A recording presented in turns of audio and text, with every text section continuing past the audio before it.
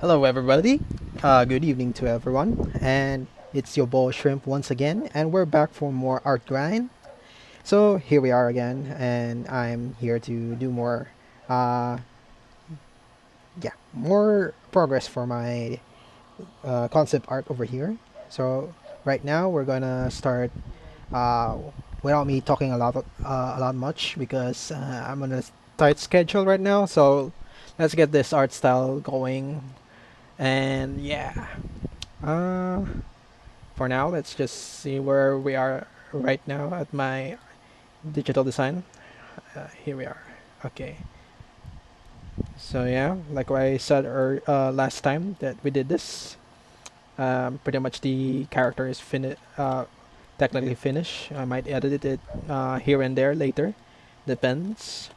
And I'm just gonna go and fix the foreground a bit over here for today, and move on to the other parts of the design. Make sure to make it look more aesthetic and blends well with the background. Okay, sorry again if you can hear that dog barking right now. I can't control the animals around my place, so yeah. Anyways, so like I said, let's not take a lot of time talking. Let us design this quickly because I'm in a very tight schedule right now. So, okay, let us start with the audiobook first. So right now we're still at the dead mage who doesn't want a fourth time. And now at chapter 28, we're currently in volume 2. We're now in a different territory, if I remember correctly. Yes. And let's get this story starting. And with this story going on, let's begin with the art also. Okay, guys. I'll talk to you again later, afterwards. Chapter 28, The Conditions in which the first objective can be achieved. O prophesied Holy Sun, thank you for gracing us with your presence and descending upon the capital of the sun, Talersheim. Please grant salvation to us, who only await to return to dust. Mysterious undead. As the mummy-like undead pressed his hands together in prayer with these words, Vandali was dumbfounded for a short while. He quickly came back to his senses when Dasa called out to him. Hey, Vandali, are you alright? Dasa! Yes. I'm fine, I was just a little surprised. Could you please explain? Vandali, of course, oh holy sun. I am the Lich New Aza. New Aza, a Lich. These were people with magic-related skills that retained their knowledge and techniques after death and became undead monsters. This Lich, named New Aza, continued speaking. The tragic sight before the Holy Sun right now is the Titan race's fortress city nation of Talersheim, renowned as the capital of the Sunday. This city flourished through the secrets left behind by the fallen champion Zakat and the blessings of the goddess Vida. But as you can see, due to the destruction in the wake of the sudden invasion by the Mage Shield nation 200 years ago, it is now a devil's nest. Please grant salvation to us, who only await New Aza. I'm sorry, but could I have you explain the details further? Vandali. Conversing with this undead required patience, but it was also important to interrupt it and guide the conversation from time to time. To summarize New Aza's explanation, the Titans had participated in the battle between the goddess Vida and Aldo 100,000 years ago. Though they were defeated, the surviving Titans gathered here and built this city-nation. This place was in the middle of the boundary mountain range that was mostly made up of devil's nests, and the hours of the day that this place received the sun's light were short. But thanks to the secrets and knowledge left behind by the champion Zakat, the city received abundant blessings from the sun. And then the Titans used their naturally robust bodies to open up the land, cultivated it, made affluent fields of crops, used the name of their ancestor to name the city Talersheim, the capital of the sun, worshipped the goddess Vida and the champion Zakat. They trained their bodies, improved their martial skills, stepped into dungeons in search of materials they lacked to find an abundance of stone to use in building, and then erected a sturdy, beautiful, white fortress. The Titans obtained stone, metal and meat by fighting monsters. And then they discovered a tunnel in the eastern mountain range that had been built in ancient times, so they constructed a highway leading to the Orborn Kingdom and began commercial trading.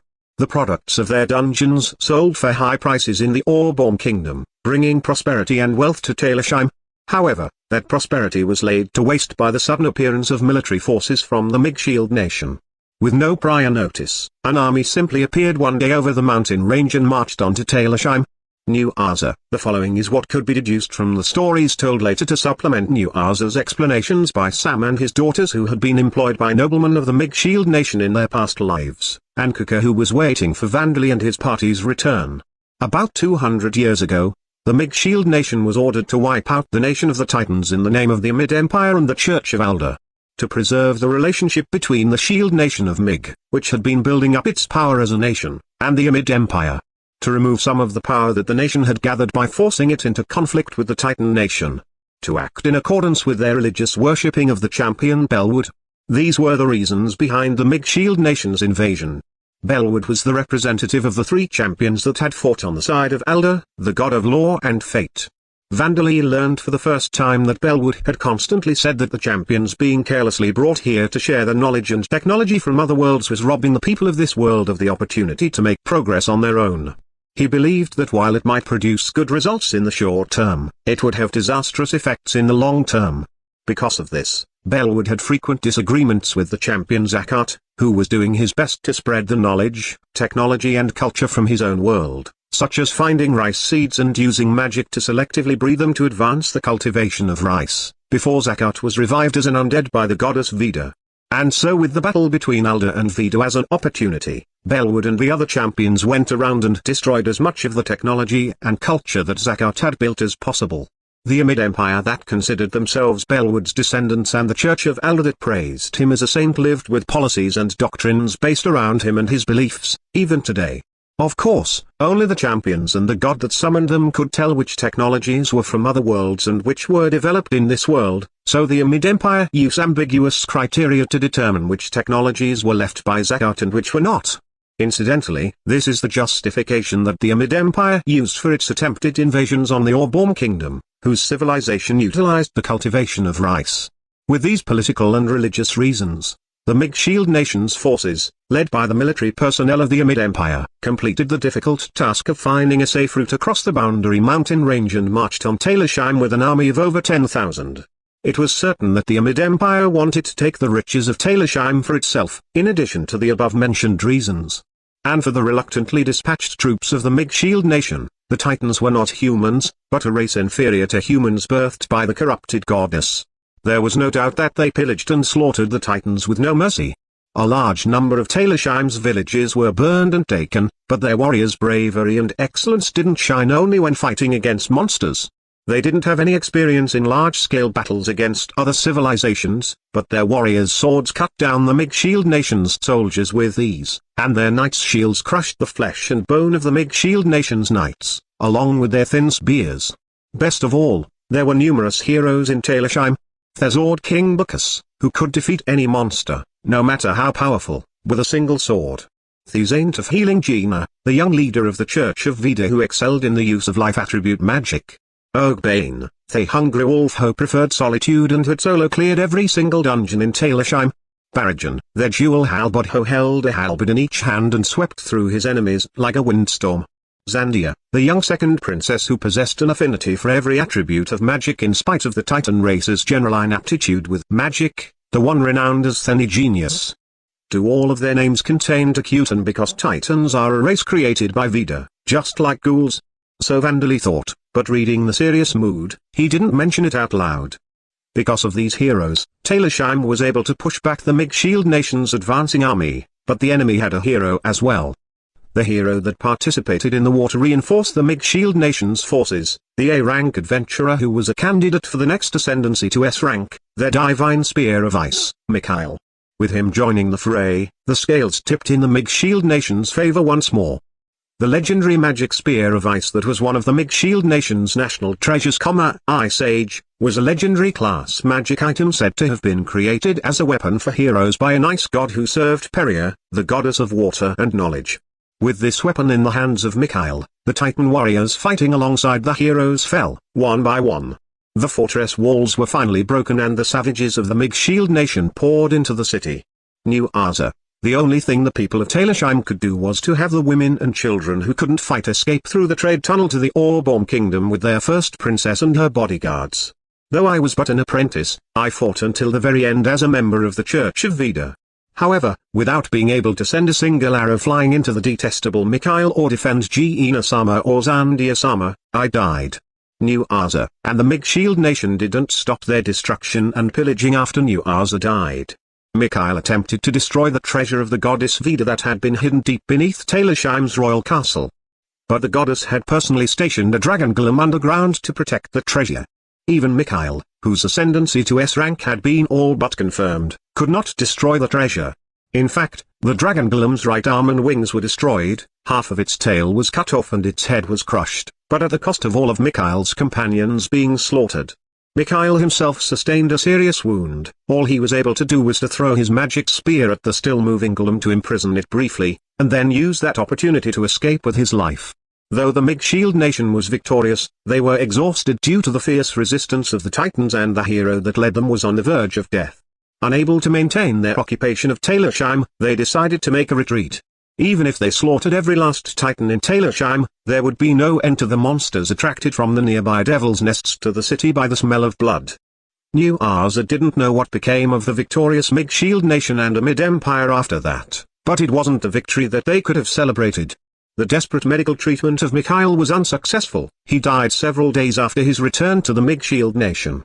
Many of the Mig-Shield Nation's other elite individuals had also perished in the battle, and many had become unable to continue serving as soldiers. On top of that, since Talersheim's first princess had escaped with the truly valuable treasures and all of the city's funds, the amount of money and goods that the Mig-Shield Nation gained were lower than the estimate that they had made before the war. It didn't even compare to the enormous cost that they had paid for their victory. And since the first princess had made it to the Orborn Kingdom, the kingdom learned of the invasion of Talersheim and dispatched soldiers against the Mig-Shield Nation and the Amid Empire as divine punishment for the immoral, unjustified attack on the nation of Titans that it had been allied with. During the Battle of Talersheim, the Mig-Shield Nation had sent reinforcements from border due to the unexpected difficulty of the battle. The border's defenses were easily broken through because of the lack of soldiers. Many of Mig's fortresses fell and its cities were occupied. The Amid Empire was forced to hastily dispatch soldiers in order to protect the country that was supposed to be its shield. The Amid Empire had been steadily invading the Orborn Kingdom and expanding its territory, but with this defeat, all of the land that it had conquered was taken back in one movement. Most of the wars that had occurred in the last 200 years were apparently the Amid Empire's efforts to recapture that land once more. It had finally gained some new territory in the most recent one. The population of monsters in the Boundary Mountain range had been controlled by the adventurers of Talersheim, but with Talersheim's destruction, their numbers suddenly multiplied and monsters overflowed from the dungeons now that there was nobody to clear them. As a result, the Devil's Nests expanded and it became difficult for the Mig-Shield Nation to even go near the Boundary Mountain range, let alone find a safe route back to Talersheim to take back the national treasure lost there. In summary, the invasion of Talersheim was a historical failure for the Amid Empire and the Mig-Shield Nation in particular. When New Arza learned this, despite having the face of a mummy, he broke into a smile that covered his whole face. Serves the Ma. New Arza, he accidentally overdid it and almost passed on to the afterlife. Since his nation had fallen and he had lost his own life, it was only natural for him to feel this way. Vandali was exasperated at the foolishness of the Amid Empire and the Mig-Shield Nation. They shouldn't have attempted a sudden, brute force invasion. Talersheim had a tunnel in the mountain range to the east that allowed safe passage to the Orborn Kingdom. They should have instead maneuvered between Talersheim and the Orborn Kingdom, formed a non-aggression pact with Talersheim without necessarily having the intention of breaking it, and then passed through the tunnel and launched a surprise attack on Orborn. If they had done that, they could have purchased materials, including provisions, to maintain a supplely line while taking an advantageous battle. As they had prioritized their strange national policies and religious beliefs, the Mig-Shield Nation had lost far more of their strength than expected and suffered a counterattack from the enemy nation instead. Even Vandali, who didn't even possess any experience with military simulation games, could come up with this plan. Was the Amid Empire run by idiots? It wasn't as if Vandali agreed with Rod Corti, but he really thought that this could only be expected from the empire of an inferior world. MHMM. The Mig-Shield Nation and the Amid Empire never do anything good. They should just all die out. Vandali, boy, I do believe that Samdono and his daughters were humans of the Mig-Shield Nation's Adirus. Botchan, there are some humans like Kukusan in the Mig-Shield Nation, so I don't know about killing all of them.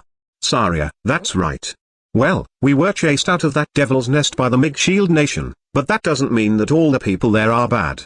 Rita, we were born in the Mig Shield Nation, but if you were to order it, Botjan, I would not hesitate to run over and kill my fellow countrymen. But please do not forget to keep your views open. Sam, Holy Son, even we only feel hatred for the Mig Shield Nation and a mid-empire of 200 years ago. For us Titans, that is long enough for parents and grandparents' generations to have passed. For humans, it is long enough for even their great-grandparents' generations to have passed. Even the goddess tells us not to direct our hatred towards their descendants. New Arza. That's right, Vandali. Don't forget the kindness that you showed in Avpijia. I'll be happy as long as you don't forget how to be kind. Dasa, as the hatred that had been gathering at the bottom of Vandali's heart like sediment was dragged out and manifested itself in his words, he received remonstrations from every direction. Incomprehensible. No, he could comprehend it, and he knew that what everyone was saying was right. Yes, I'll moderate myself. By the way, what is the prophesied Holy Son? Vandali, putting a lid on the hatred in his heart, Vandali pressed New Arza to continue. New Arza explained what had happened to the Titans after the war. Half of the Titans revived as undead within a month from the hatred of being killed and the fact that their bodies weren't buried. Seeing the soldiers of the Mig Shield Nation who had also revived as undead, they began killing each other again, even though they were already dead. And they were victorious. However, their feelings of wanting to protect their home country were strong even after becoming undead, so they didn't leave on an expedition to take revenge on the Mig Shield Nation. However, they were anxious about whether the first princess and the people had managed to safely escape to the Orborn Kingdom, so some of them headed towards the tunnel. But the tunnel had been collapsed with its entrance sealed. They had planned right from the beginning to use a hidden mechanism to destroy the tunnel to prevent the Mig Shield Nation's army from giving chase once the Titans had already traveled through. The fact that the tunnel had been sealed meant that the first princess and the others had made it through. The Titans had no way of knowing what difficulties she and the others were facing in the Orborn Kingdom, but they decided to trust in the kingdom that was their allied nation and Duke Hartner, with whom they had done business directly. They were undead, and though they believed that they had retained their sense of reason, they didn't know if that was true or how long it would last. If they were to chase after the first princess and the other Titans in this state, they would be more likely to hinder them than to be of any help. The great majority of the undead Titans thought this way. Even so, some left to cross the mountain range and never returned. A few dozen of the Titans that didn't chase after the first princess lost their attachment to this world and faded away. And so when New Arza and the other Titans returned to the city of Talersheim that no longer had living citizens, they simply spent their days guarding the ruins. That was the slow road that led to our ruin. New Arza. There were numerous devil's nests surrounding Talersheim, and dungeons that the adventurers used to venture into day after day in search of materials. But New Arza and the other undead gathered at the center of the ruins, at the royal castle and in the area around it, never venturing outside. Of course, they didn't go out to hunt monsters themselves or venture into dungeons. Because of this, the monsters continued to multiply and the corrupted mana released by those monsters, the source of evil, accumulated and expanded the devil's nests for 200 years and finally even reached this place, the center of Talersheim. If any monsters other than the undead Titans entered the central area of Talersheim, New Arza and the others would exterminate them. Their skills, their ranks as monsters were quite high. They were monsters created by the spirits of elite Titan warriors inhabiting the remains of their own bodies, and their memories and personalities from while they were alive were preserved to a certain extent, as New Arza's were. For them, killing 100 or 200 of the monsters overflowing from the devil's nests that they used to hunt in and the dungeons that they used to clear was nothing but a way to pass the time. However, perhaps because of a problem related to their mental or emotional states, there were none proactive enough to attempt to purify the devil's nest that had spread into the ruins. Though since they were monsters themselves in the first place, they wouldn't have been able to purify it entirely. In the devil's nest that gradually encroached into Talersheim, the monsters multiplied at a rate far beyond any normal creatures.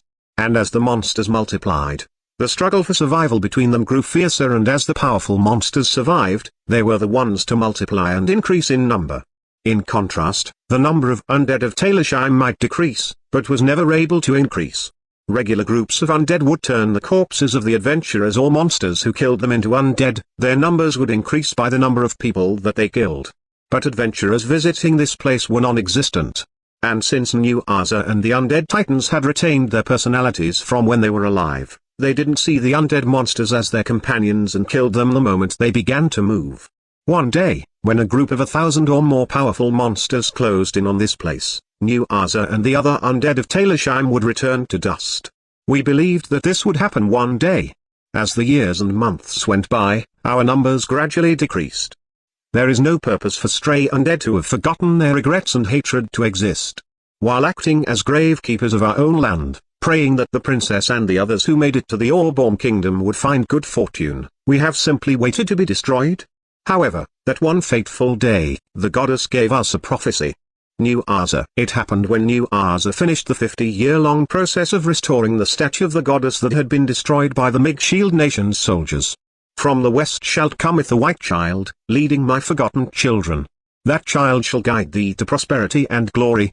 New Arza heard a voice filled with a deep love, and he instinctively felt that this was a prophecy from the goddess. At the same time, he remembered a legend that had been passed down from their ancestors. The founder of vampires was born between the goddess Vida and the champion Zakat.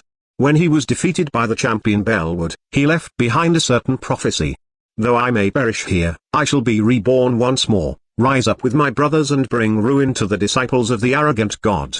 Vampire founder. And then New Arza was certain that the white child of the prophecy was unmistakably the legendary founder of the vampires. And more than 100 years after the prophecy was made, New Arza had met a white child emanating a divine aura, the effects of the death attribute charm, leading the ghouls who were a race created by Vida but treated as monsters by human society.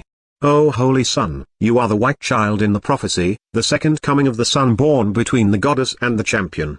Rise up with us, and bring prosperity and glory. New Arza. No, let's wait a minute, you're getting the two prophecies mixed up. As New Arza was overcome with emotion, Vandali hastily restrained him.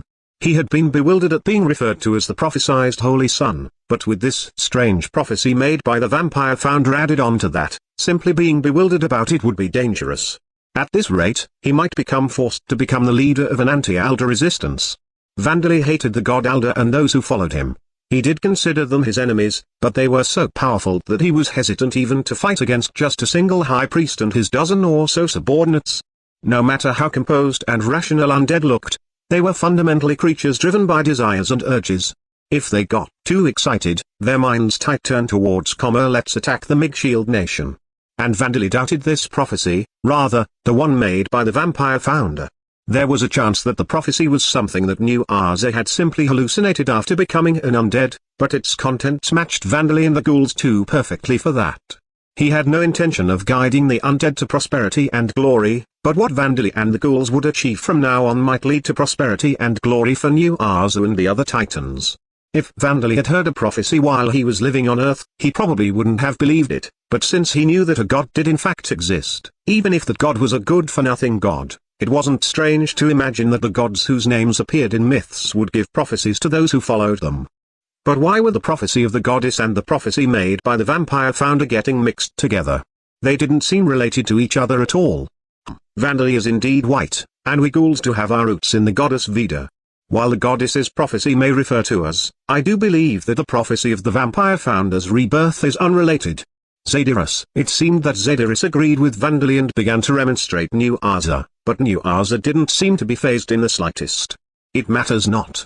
For us who cannot rid ourselves of our attachments and turn to dust, nor scorch our souls with hatred, who have only submerged ourselves in our feelings of resignation, your mere arrival gives us hope, O Holy Sun.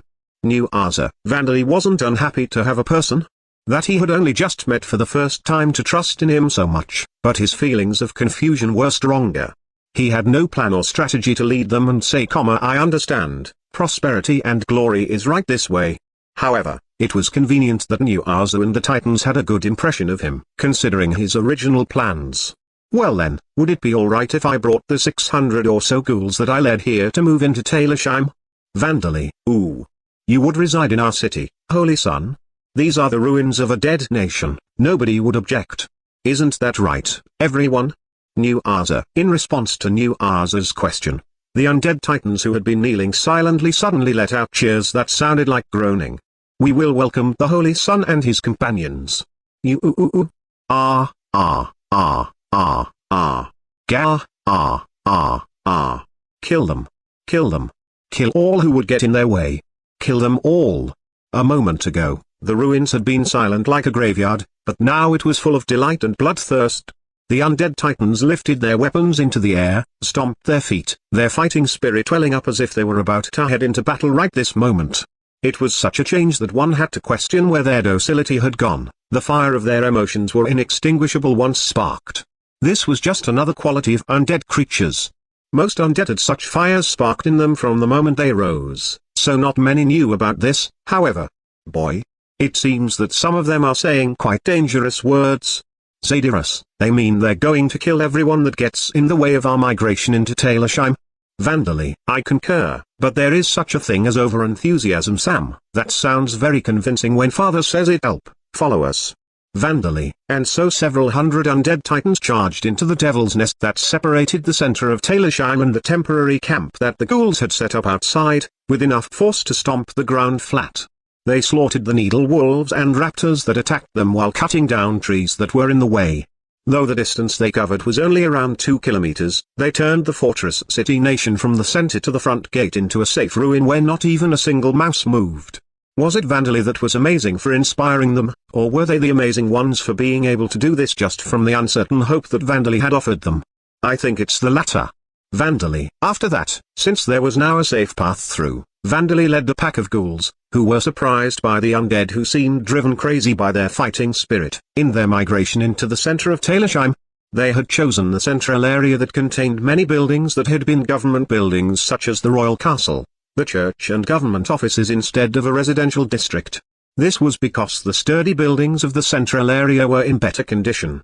The central area had been exposed to the fierce battle that had taken place 200 years ago, but what the Mage Shield nation had focused on trying to destroy was the Church of Vida and, most importantly, Vida's treasure that had been hidden below the royal castle.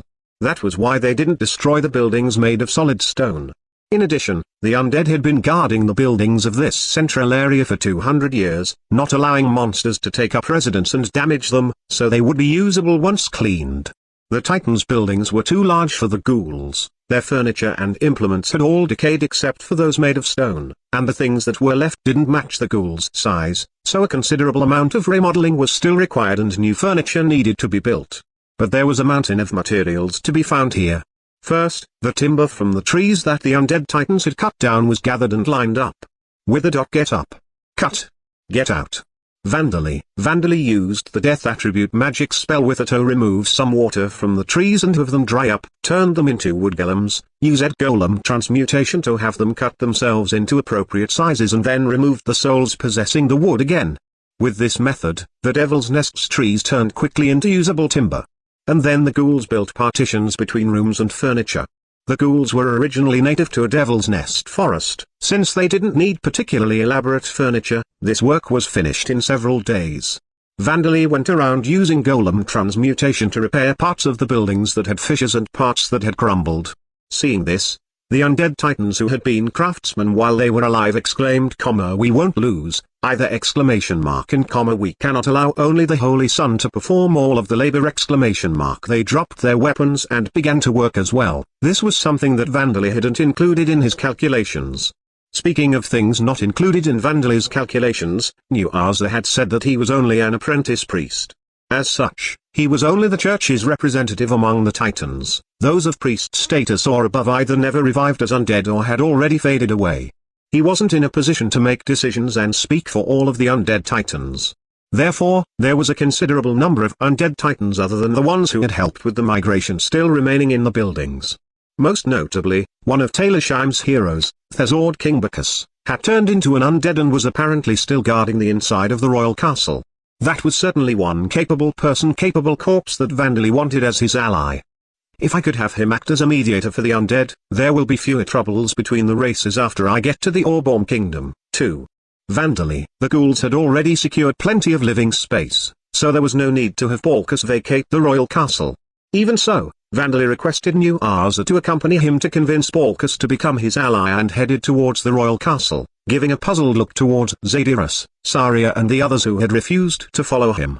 The level of the strength and followers skill has increased to level 5. The level of the carpentry skill has increased to level 2. You have acquired the cooking skill. Monster explanation. Orcuses. These are mutated orcs, created by being submerged in death tribute mana before birth. Their base rank is rank 4. Their physical strength is about the same as that of orcs, but their tenacity, endurance, dexterity and their intelligence in particular is superior to orcs. They possess the dark vision, superhuman strength, physical damage resistance and bad skills from birth. Because of these, once an Orcus becomes an adult, his offensive and defensive capabilities exceed those of a fully armed orc even if the Orcus has no weapons and armor equipped. However, they possess lower levels in endless sexual stamina and breeding skills, and some do not even possess these skills at all. Their reproductive abilities are only a little superior to humans. Their appearance is that of an overweight human with a black or grey-furred wild boar's head, and only male individuals exist at present. Though this is a conjecture, their lifespans are estimated to be roughly equal to those of humans. As the Orcus race has only just been born, it is unknown what kind of superior races of Orcuses may exist. If one were to report the existence of Orcuses to the Adventurers Guild with proof, they would be rewarded handsomely for reporting the existence of a new race of monsters, but that would be difficult at present.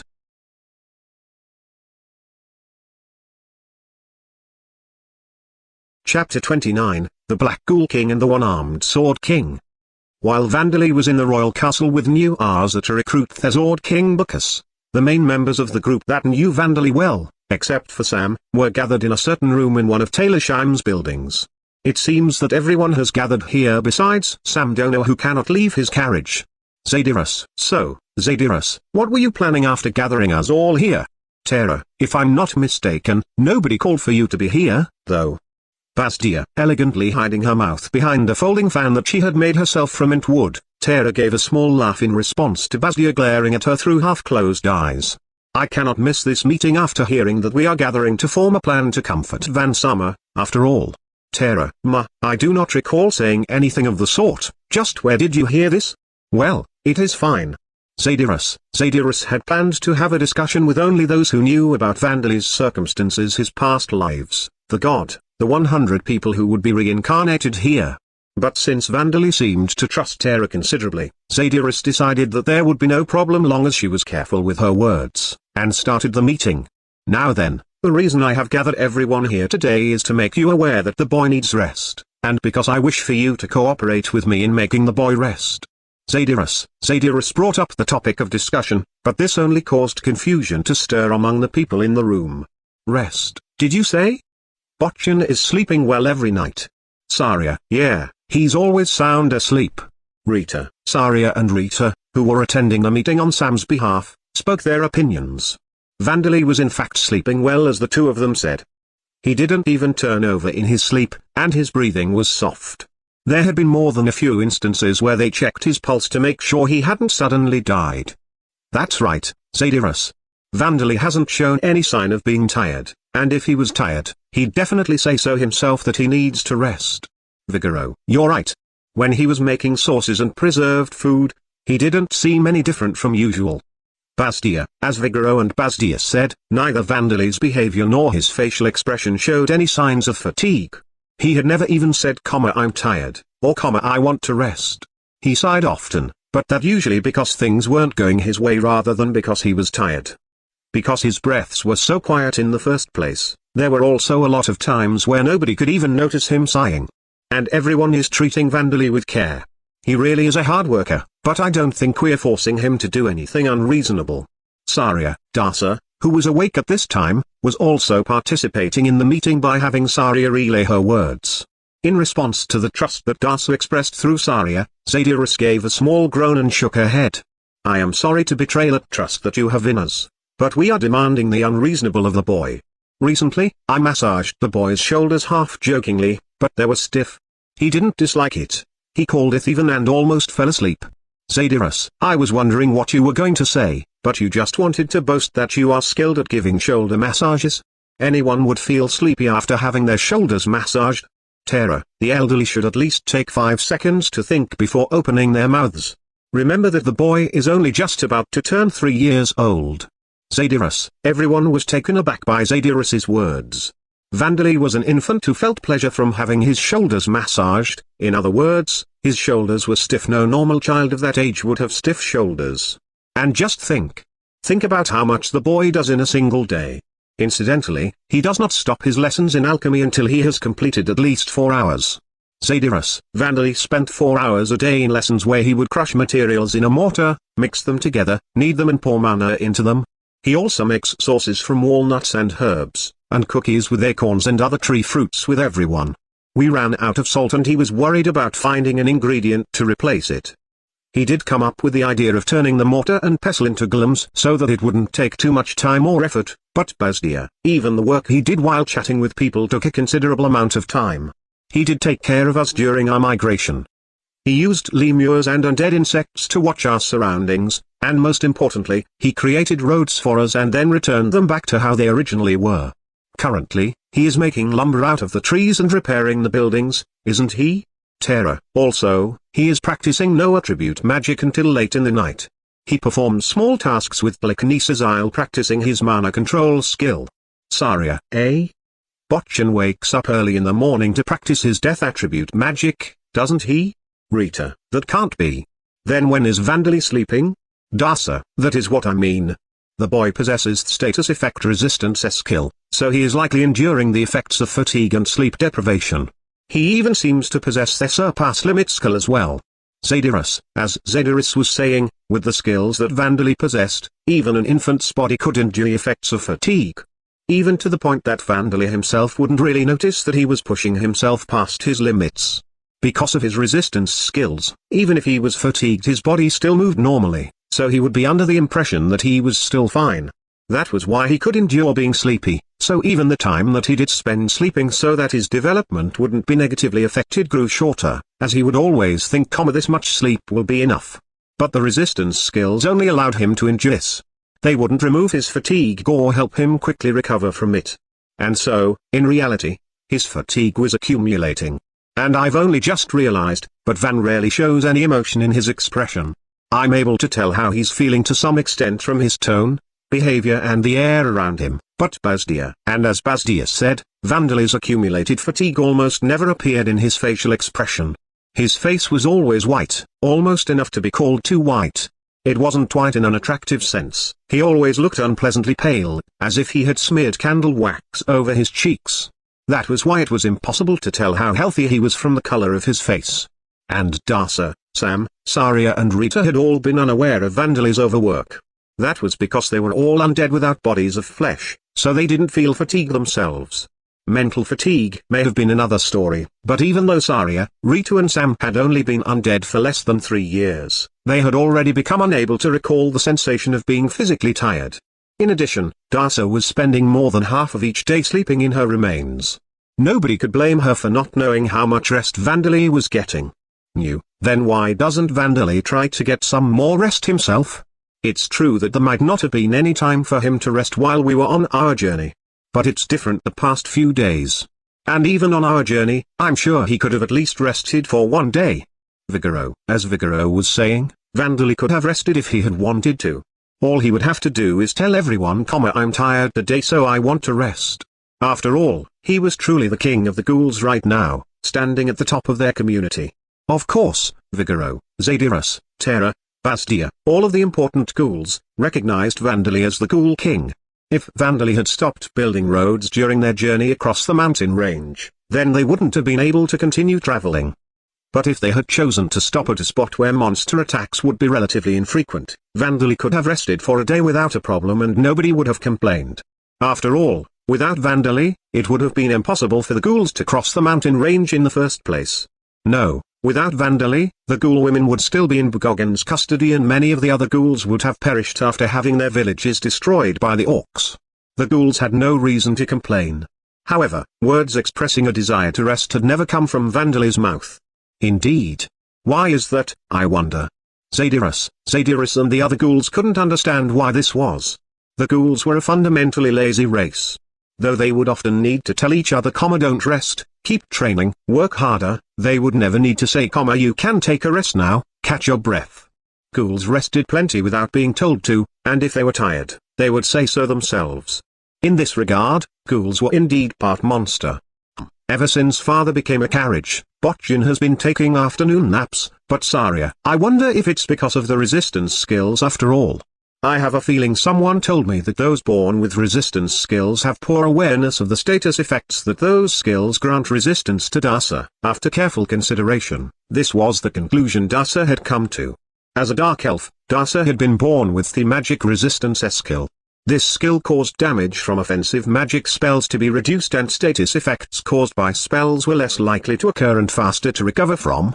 As a result, she had apparently experienced more than a few situations where she relied on her magic resistance skill too much and sustained severe burns, and situations where she was trying to take in an enemy alive in battle and cast a spell thinking, I'm sure they won't die from a direct hit by a spell like this, only for the target to be turned into a piece of meat. Because of this, all Dark Elves were taught about resistance skills while they were children, including how much of an effect certain things would have if one didn't possess these resistance skills. However, Vandali hadn't been taught this. It was very likely that he thought he could simply endure things because of the status effect resistance skill, thinking, I'm surprisingly not tired. That's why he doesn't think to rest. And he might be thinking of the current situation as a state of emergency. Because after I died, a lot of things happened to Dasa. He had been desperate to survive since his mother had died, and he had been doing his best to gain revenge after that. As a result, he had come to work with the ghouls, but his original goal when he first met Zediris and the others was to learn certain skills and then leave the Devil's Nest. And so he had worked hard in his lessons. He had defeated the noble orcs, led the ghouls across the mountain range and helped them find a new home. It had been a series of emergency situations. Because much of Vandali's work hadn't required him to physically move his body, he might not have a good sense of having done work. However, everyone here knew that using one's mana caused fatigue. I understand that Vansamu is tired. So can't we solve this if we simply tell him to rest? Terra, they were now well aware that Vandali needed to rest. But then, wasn't the solution very simple? Terra suggested that it might be so, but Zediris shook her head. If that were the case, I would have already told him to rest long ago. But he does not really listen. One time Zediris had suggested for Vandali to take a rest, and Vandali did stop his alchemy lesson. But it was with reluctance, as if he felt that he could keep going. But he would continue practicing death attribute magic while lying down, and just when Zediris thought that he was taking a relaxing walk, he was performing needless repairs on the buildings of Talersheim. He was always thinking of the next thing he should do and doing them on his own. When it seemed like he was playing with the Black Goblin and Anubis children, he was helping them with their studies and taking care of the live dead. He barely rested at all. He was also performing strange experiments to somehow make Bone Man stronger, as Bone Man was the only one of his undead who hadn't increased in rank despite reaching level 100. Now that I think about it, Van said that he wanted me to teach him unarmed fighting when he turned 3. He said something about stories where one can become a master if he begins learning from the age of 3. Bazdia, what? Why is he asking you, Bazdia, and not me? Vigoro, isn't that because your arms are clearly too long, so he would not be able to learn your techniques? You're the one who told us that unarmed combat for ghouls is completely different for men and women, Vigoro-san. Saria, Vigoro, be quiet for a moment. Bazdia, if you are going to teach him, you must be skillful with your words and make the boy rest. So that is how it is, everyone. We must form a plan to have the boy take a break. I have spent so much time wondering how I could get the youngsters to train themselves diligently. To think that I would also have to strain my wit to have them rest themselves as well. Zediris, and so Zediris and the others discussed how to make Vandali rest while he was away at the royal castle. With New Arza's guidance, Vandali passed through the collapsed gate of the royal castle with some difficulty. These tall stairs aren't kind to infants. Vandali, the buildings of Talersheim were very rough on Vandali, as they had been built for titans whose average height was 2.7 meters for males and 2.5 meters for females. Climbing the stairs was an athletics exercise. My apologies, as you can see, the stairs for the use of other races have been buried in the rubble. New Arza. As New Arza said this, he suddenly picked up Vandali with his arms that were only made of skin and bones. Even after becoming a lich, a lesser lich, to be more precise, he hadn't lost his augmented strength skill, a transformed version of the superhuman strength skill that he had possessed while he was alive. We haven't used it up until now, so I decided to leave it until later, but it's probably best to repair the royal castle as soon as possible. Vandally. If Dasa and the others had heard this, they would have stopped him, but New Asa replied, "It matters not as long as it is at your convenience, holy son. It would indeed be fortunate if you were to repair it for us, but it is a castle where no soldiers or civilians live. And it will likely not collapse for several hundred more years." New Asa. For New Asa and the rest of the undead of Talersheim, the royal castle was an enormous gravestone for their nation. If it were to be repaired, they would be happy, but it seemed that they didn't desire it so badly that it would delay Vandali's plans. Even now, 200 years after the fierce battle, there were parts of the city that had been destroyed and collapsed, but the royal castle built of building stones originating from dungeons still stood tall. As New Asa said, the castle would still be here several hundred years from now.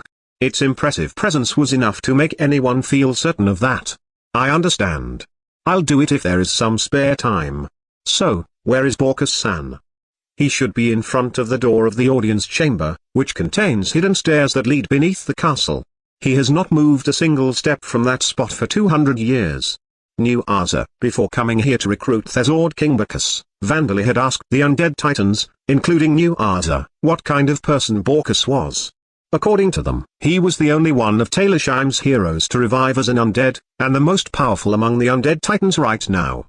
His personality was a heavy believer of justice and virtue, a cheerful, kind person. He loved to buy others drinks but was weak to alcohol himself. He was someone who did not hesitate to say that a woman's charm was in her chest, while a man's was in his muscles.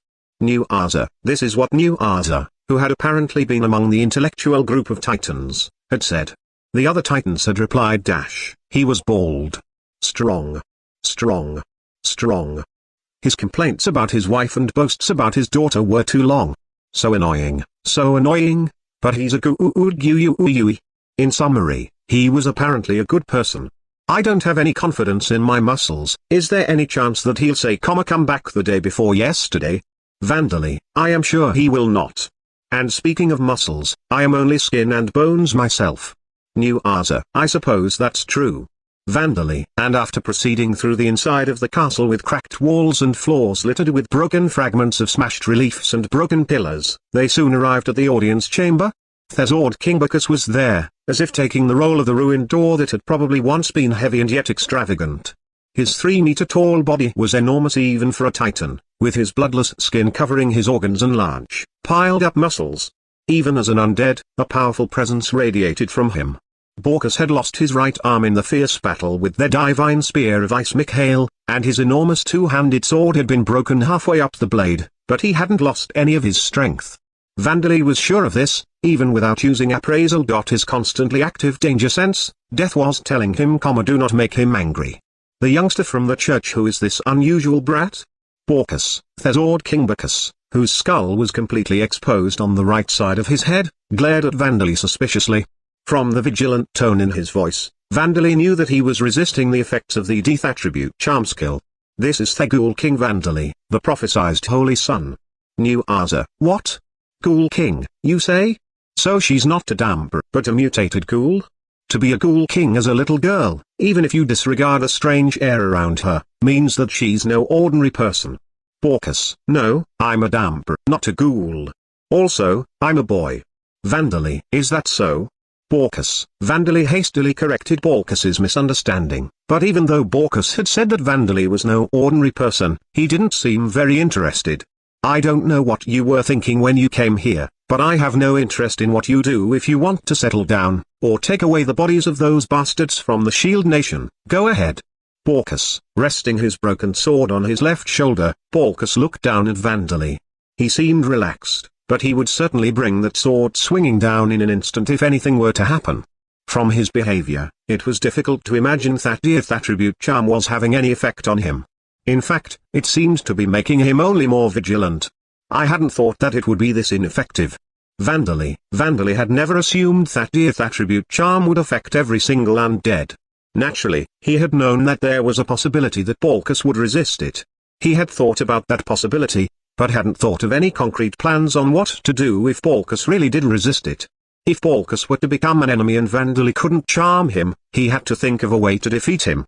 If Vandali wanted to build up more forces, he had to think of another way. But now that Balkus had declared that he wouldn't have any part in Vandali's activities, what should Vandali do? I suppose I have no choice but to negotiate normally. Well, that was the conclusion that Vandali arrived at. Balkus-san. There is something that I wish for you to help me with. Vandali, sorry, but I refuse. I have things to do, you see. Balkus, rejection. It seemed that the recruitment negotiations had failed. No, it wasn't over. It was too early to give up. Balkus-san, I can use death attribute magic, a magic that has never existed in this world up until now. It might be possible for me to grant your wishes with this magic. Vandali. It might be possible for me to grant your wishes with this magic. Vandali, in a negotiation, one has to present something that the other party desires and offer it to them in exchange for the other party fulfilling a request. Thus, Vandali thought to first find out what it was that Balkus desired. Would it be revenge on the Mage Shield Nation? Or the restoration of his body? Or perhaps he wanted to find out what had happened to his daughter who had escaped into the Orborn Kingdom. Can a brat like you really do something like that? Balkus, at the very least, I've been able to do a number of things that weren't possible in this world before. Vandali. Balkus asked his own question in return, but Vandali could give him a proud answer. This wasn't a matter of him having pride or not, but because he could use magic that had never existed before. He knew that it was only natural for him to be able to do things that were never possible. Even the most basic of death attribute spells like sterilization and bug killer were apparently difficult to reproduce using other attributes of magic. Hearing Vandali's answer, Balkus turned his face that had only one eye down towards the ground. And then he spoke without looking up. But you can't do something like removing the curse of a legendary class magic item, can you? Balkus. There were some legendary class magic items that inflicted curses on their targets or their users that even first-class mages couldn't remove. Such curses could only be removed by another legendary class magic item, a hero or any beings who could match the gods or the gods themselves. Would that not be impossible, even for the Holy Sun? New Arza surreptitiously turned his mummified face towards Vandali with a concerned expression. A curse, you say? I can do that. I haven't used any mana today, either. Vandali, you can do that? Balkus, how can that be? New Arza, as Vandali quickly answered that he could do it, New Arza and Balkus simultaneously expressed their disbelief. It's a curse, you know, one from a legendary class magic item. It's so powerful that it can't be purified no matter how many gold coins you pile up at the church. Balkus, that is right. The High Priest Sama and Bishop Sama, who I cannot even be compared to, and even the Saint Gina Sama, could not purify such curses. Never mind purifying it, what would we do if you were to become cursed yourself, Holy Sun? New Arza. From the point of view of New Arza and Balkus, Vandali was saying the impossible, so their reaction was only natural. Yes, I did it before I was forced to do it, so I think I can. It's a curse after all, isn't it? Vandali. However, from Vandali's point of view, it was only natural that curses could be broken, so he hadn't the slightest idea why the two of them were so confused. Well, judging from their behavior, he had at least realized that in Lambda, curses were probably not something that could be so easily removed. Curses are basically status effects caused by mana, aren't they? Depending on the curse, malice or hatred might be at the core of the curse, but the specific effects causing incurable illness, bringing misfortune or sealing certain actions, mana is necessary to cause those kinds of status effects. Vandali. Mana is fundamentally essential for curses to manifest their specific effects. For instance, sending a doll that has been torn to shreds to a hated person is nothing more than a psychological attack. If that person has nerves of steel or doesn't fear anything, then this will have no effect at all. Mana is necessary to turn a curse into something more than just a superstitious charm. Mana needs to be embedded into it through a ritual, chant, a sacrificial offering or something of that sort. This was the definition of a curse in the world of origin, in which science and magic had coexisted. Death attribute magic is capable of absorbing energy, including mana, to extinguish it. So if the mana that makes up the curse is extinguished, the curse can be removed.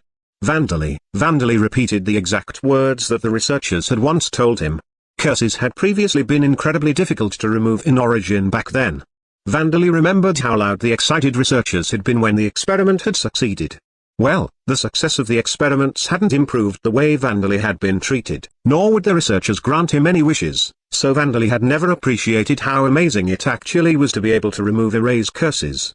So you mean to say that you can remove a legendary class magic item's curse? Porcus, yes. As long as it's not some incredibly unique curse. Vandali, even as Vandali gave this answer, he was silently puzzled. He couldn't feel any sign of Porcus being under the effects of a curse other than the fact that he was an undead. Alright. If you can bring those guys back, I'll become your subordinate or minion or anything you want. I don't know if this has any meaning to it now, but I swear it by my honor as Thesord King. Porcus, those guys? Vandali, yeah? My companions who are still trapped by the curse of that damned spear of ice, please release Jaina and Zandia. I beg you. Porcus's head had been far above Vandali's own up until now, but now he lowered it to Vandali's feet. I understand, Vandali replied as he looked down at Porcus's hairless head. Monster explanation, live dead. These are special undead created when life attribute magic is used on fresh corpses that have not yet undergone rigor mortis to grant artificial life from the outside, resulting in a soulless body with biological processes such as the cardiac and respiratory functions restored. As they are corpses without souls, they do not even possess the most basic intelligence and do not attack the living like zombies. All skills that the owner of the body originally possessed while alive are lost, other than skills that he or she was born with. From this fact, there are scholars who insist on the theory that skills are dependent not on the body, but on the soul. But they are in the minority. Defeating them is simple. If they are injured in a way that would be fatal to a normal human, they will die. Their base rank is rank 0. They pose even less of a threat than a slime or a goblin. In addition, they do not spontaneously appear in devil's nests or dungeons. All live dead are artificially created by mages. The reason mages create these undead that only possess the most basic of biological functions is because their lack of souls makes them ideal for use as familiars and to act on the mage's behalf. In such cases, the live dead's physical abilities increase beyond its normal limits and it becomes a dangerous enemy. There is a whispered story where the king of a nation suddenly passed away and the people had been deceived by being told that the king was not dead, but simply lying on the floor because he was feeling unwell. There is another, though its authenticity is questionable, where the head of a noble family passed away without an heir, and he was turned into a live dead in order to make one. As it is impossible to create live dead who have sustained injuries that render biological functions impossible, including loss of blood, only corpses that have died spontaneously or of most illnesses can be used. It is also impossible to create live dead from the corpses of monsters or races that were created when the goddess procreated with monsters, vampires, dampers, ghouls, etc., as their corpses contain residual amounts of mana following death. Chapter 30, I'm fine with being the prophesied Holy Son. The undead titans' recollections of what happened after their divine spear of ice Mikhail joined the attack on Talersheim were full of holes. They had never known the exact details up until now. These were the events of what happened when they were killed, what happened before they became undead and what happened right after that. They only knew the historical facts, such as that Talersheim had fallen, that the heroes had been defeated and that Mikhail had attempted to destroy the goddess Vida's treasure that existed below the royal castle but was heavily wounded by Vida's legacy, the guardian dragon Gulam, and forced to retreat back to the Mage Shield nation. Jaina, Zandia and I, the three of us, ambushed that bastard in the audience chamber. The Adventurers Guild branch that had been built in Talersheim back then told me that I was an A-class adventurer.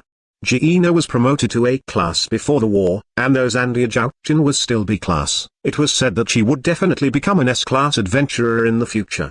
Even though that guy had a legendary class magic item, he was an A-class adventurer, just like me. I thought we could do it. Porcus, 2 A-class adventurers and a B-class adventurer, a total of 3 people, fought a single A-class adventurer. The odds were clearly in the favor of the former, and they should have succeeded in defending the chamber. But Porcus continued speaking. In the end, things turned out as you know. I was called Thesord King. I had no intention of losing. I received supportive spells from the other 2, and with this magic sword, I used my signature move Dragon Slayer to try and defeat him. But my magic sword, the magic sword that took the head of a dragon in one attack, was smashed by his spear. Damn it, how dare you, I shouted something like that as I tried to swing a punch at him. But I couldn't. It's no big deal, I just lost my dominant arm and my magic sword together. Porcus. Adventurers are divided into classes from G to S. This isn't based purely on fighting strength. Adventurers' success rate in completing requests and their normal conduct are also taken into consideration, and jobs and possessed skills can have an effect as well. However, there are no overwhelming differences in strength between two adventurers of the same class. But at that time, Porcus had learned the hard way that the A-class and S-class are exceptions to that rule. The A-class is the realm of extraordinary people. Something like slaying a dragon was nothing to them. But large differences in power could exist between A-class adventurers. People of the B-class are beyond ordinary people but aren't quite extraordinary. An ordinary person with extraordinary qualities, just a little beyond those of the B-class. That is what the Saint Gina was. Undoubtedly an extraordinary person and a hero, but still an extraordinary person in the end, unable to break free of the restrictions of being a person. Falling short of being one of the inhuman figures in myths that were said to be able to reach the domain of the gods who fought against the Demon King's evil gods. That is what Thesord King Bacchus was. And Mikhail was a truly inhuman individual, an A-class adventurer possessing powers worthy of the S-class. Because of that, I ended up kissing the floor. And the next thing I knew, I had become an undead. Then I turned around, and Zandia Joutchen was there. Only one part of her. With these words, Porcus pushed open the door of the audience chamber that he had guarded for 200 years. Chilling, cold air came from beyond the door. There wasn't a single ray of light in the audience chamber, but with Erdak vision, Vandali and New Arza could see inside, clear as day. The first thing they saw in the audience chamber was a hole, and a pillar of ice covering it. This hole was likely the entrance of the passage that led to the goddess's treasure beneath the castle. And frozen inside the pillar of ice was a severed wrist that seemed to belong to a woman, judging from how thin, judging from its shape. This is. I had always thought that we had never seen their remains during these 200 years because you had buried them, Porcus. Oh no. But this, could it be? New Arza, that's how it is. Their dead bodies are probably on the other side of this annoying block of ice. Judging from the size of this hand, it's probably Zandia Joutchen's. There's no doubt that she kept fighting that bastard even after I got killed and chased him underground with Gina, even after losing her hand. And so I'm sure she was killed on the other side of this ice. Porcus, the magical spear, the legendary class magic item that was the origin of Mikhail's title, contained powerful ice mana. It was said to be able to freeze its enemies' souls, trapping them for eternity. I don't know what was on the other side of this ice. All I know is that there's no way to melt it. Even if I try to smash it, I can't make a single crack on it, and pouring oil on it and setting fire to it doesn't even leave a single scorch mark. So, can you melt this ice? Porcus, I can melt it. Vandali nodded immediately. He had been examining it while Porcus and New Arza were talking, and he could definitely feel mana in the ice. It seemed strangely different to a curse, but it was similar. If he extinguished the mana, it was likely that the ice would melt in an instant and open up the entrance leading underground. I see. Then please do it. I don't know if their bodies have become undead on the other side of this ice, and even if they have, they might have lost their sanity. But I'll never feel at ease until I say something to apologize to them. Porcus, I understand. Vandali released death attribute mana that absorbed other mana, and the ice began melting right before their eyes, as if it were being exposed to some extreme heat. In a matter of minutes, Zandia's hand had been freed and the passage underground had been opened. What do you think, Holy Sun? New Arza, I don't see any shadows that might be their spirits. Please wait a moment, I'm going to see if I can figure something out by looking at this hand. Vandali. Is this that forensic science thing? I heard that Zakat had been aiming for that occupation in his original world. Porcus, apparently the champion Zakat had been striving to become a forensic scientist when he lived on Earth.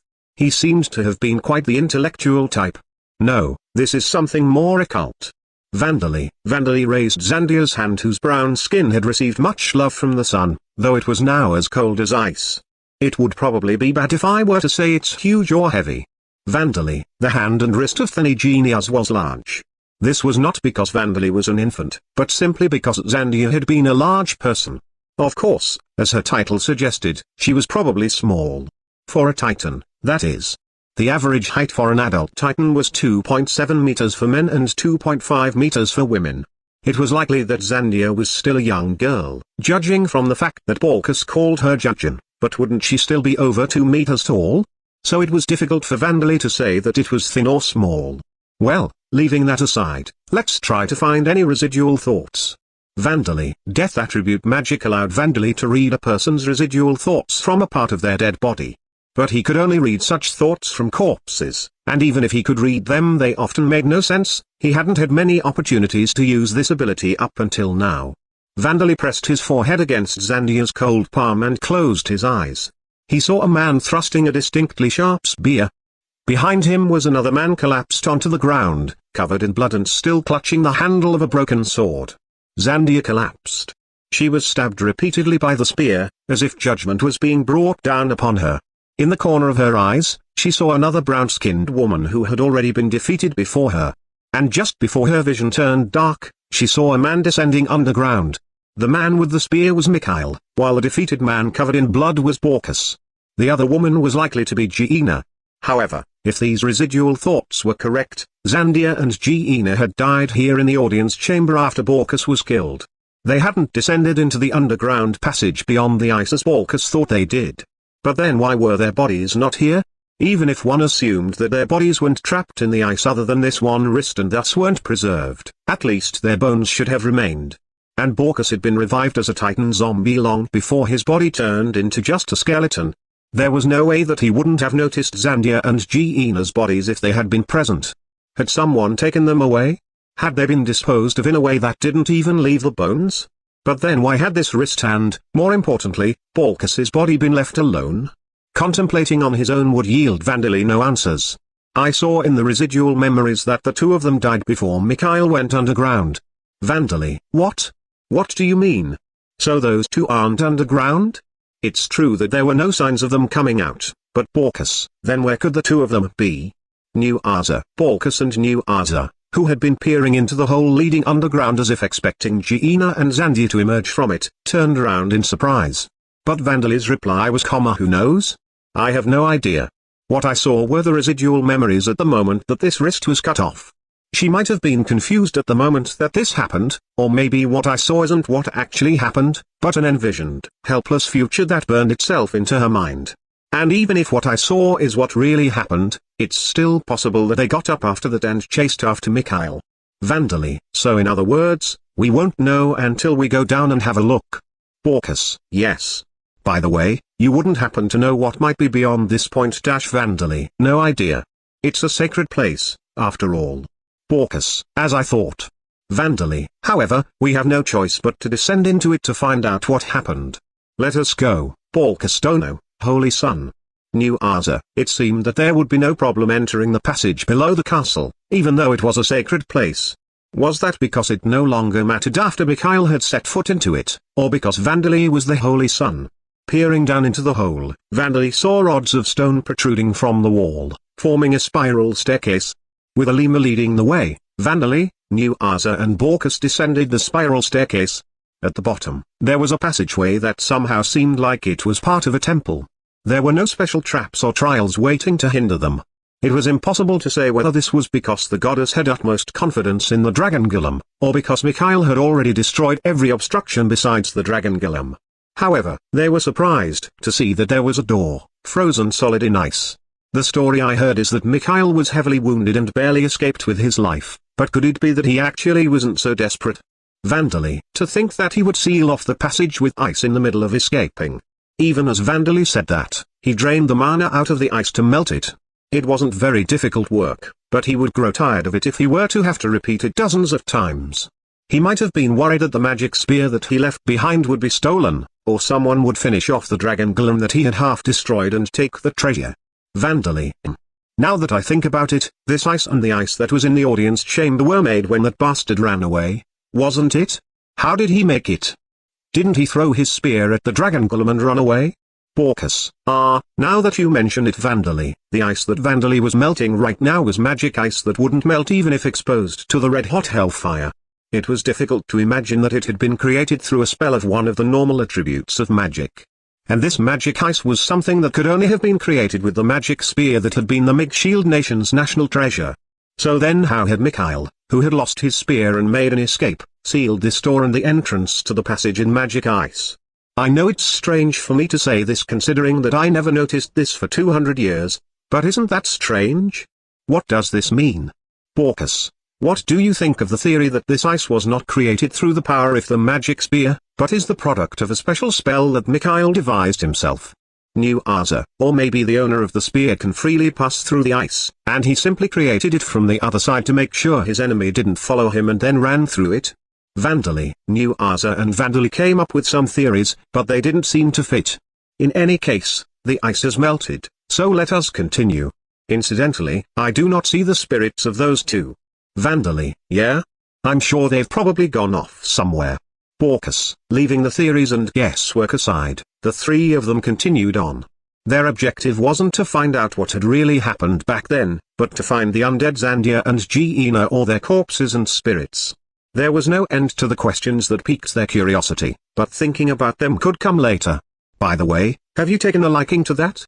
Porcus asked a question as he looked down at Vandally, who was clutching Zandia's wrist in both arms. Rather than having taken a liking to it, it would have been bad to just leave it up there. Vandally. He couldn't stand the thought of abandoning it on the floor that was dirty with dust and whatever else, and Porcus and New Arze had shown no signs of interest in taking it, so he had simply stopped its decomposition and brought it with him. There wasn't any particular meaning to it. But Porcus didn't stop talking. So you don't like it? Porcus. Vandally came to the realization that only yes and no were the acceptable answers, so he turned his gaze towards Zandia's hand and examined it. The brown skin was smooth and it was a graceful-looking hand at first glance, but there were several calluses on it. They were certainly from Zandia holding a staff in her hands as she fought. The sweet fragrance of blood coming from the severed wrist tickled his nose, even after 200 years. If I had to say whether I like it or not, I'd say I like it, I suppose. Vandally. You don't like the part around the wrist? She was always complaining that it was too thick or its shape wasn't nice. Porcus. Thick? Shape. Vandally. Vandally looked at the wrist again. But even if it were thick or unattractive in shape, there was no way for Vandally to tell. To begin with, the size was too different from what he was used to. It doesn't bother me. Vandally. Ooh, is that so? Jiaojun liked older men, but she'd be happy to hear you say that. Well then, take good care of her. Porcus. I'm sorry? Vandally. What was this guy talking about? Ooh, I'm happy to hear such a good response. Porcus. No, that's not what I meant, I'm asking you a question in return. What do you mean, take good care of her? Vandally. Vandally got the feeling that he'd had this conversation before. Feeling a sensation of déjà vu, he looked at Porcus, asking for an explanation. Well, see, you still don't see their bodies or spirits even after coming all this way, do you? I'd be happy if they somehow miraculously made it out alive, but it's possible that somebody somewhere just carried their bodies out of here. Porcus. The two of them were heroes, and Zandia was the second princess. It was definitely possible that the Mage Shield Nation had taken their bodies back to put their heads on display. Vandally hadn't heard such stories from Kuka, but it was possible that stories about the remains of enemies being put on display simply hadn't been passed down to the modern age. Which means, you're going to find their bodies for me, right? Porcus. Well, I think that will take a considerable amount of time. I don't plan to return to the Mage Shield Nation for a while. Vandally. Porcus's request had been to release the two of them from the magic ice. Since Vandally had indeed melted all the ice, he had the feeling that he could consider the request complete, but Porcus's eyes were saying, I'm not satisfied with that. And since retrieving the corpses of the two heroes from the Mage Shield Nation didn't seem like a bad idea, Vandally agreed to it. The end of the remaining half of Porcus's lips rose in a smile. Yeah, I'm fine with that. With that in mind, I think an extra reward would be appropriate. So once you get Jiaojun's and Geena's corpses back, you can make them yours. I'm sorry? Are you telling me to turn them into undead? Vandally. Vandaly's surprised voice echoed against the walls of the passageway. However, he was the only one who was surprised by this. Oh, what a wonderful idea. I would expect nothing less of you, Porcus Tono. New Arza was supposed to be a priest, even though he was just an apprentice. But for some reason, he was trembling with emotion. There was no doubt that tears would be coming from his eyes if his body still had water left in it. Zandia-sama is second princess of Talersheim, and Geena-sama is the leader of the Church of Veda. A marital union between them and the prophesied Holy Sun will surely bring prosperity and glory to us as foretold. New Arza. Aren't you mistaking this with a political marriage or something?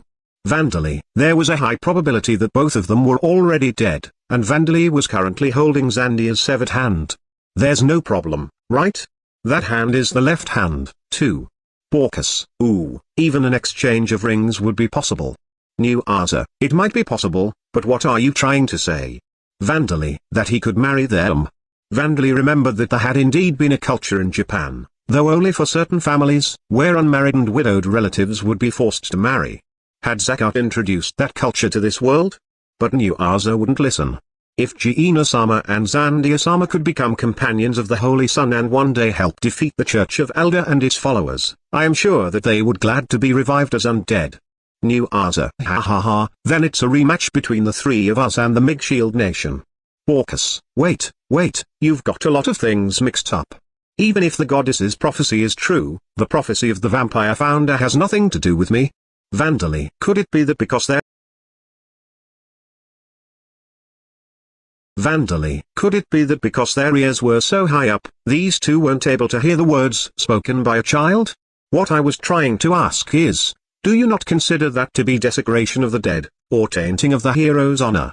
Vandali, even if Andali ignored the values of Alder, the god of law and fate, on Earth and Origin there had been a strong notion that reviving dead people as undead would be defiling them, an act against the will god.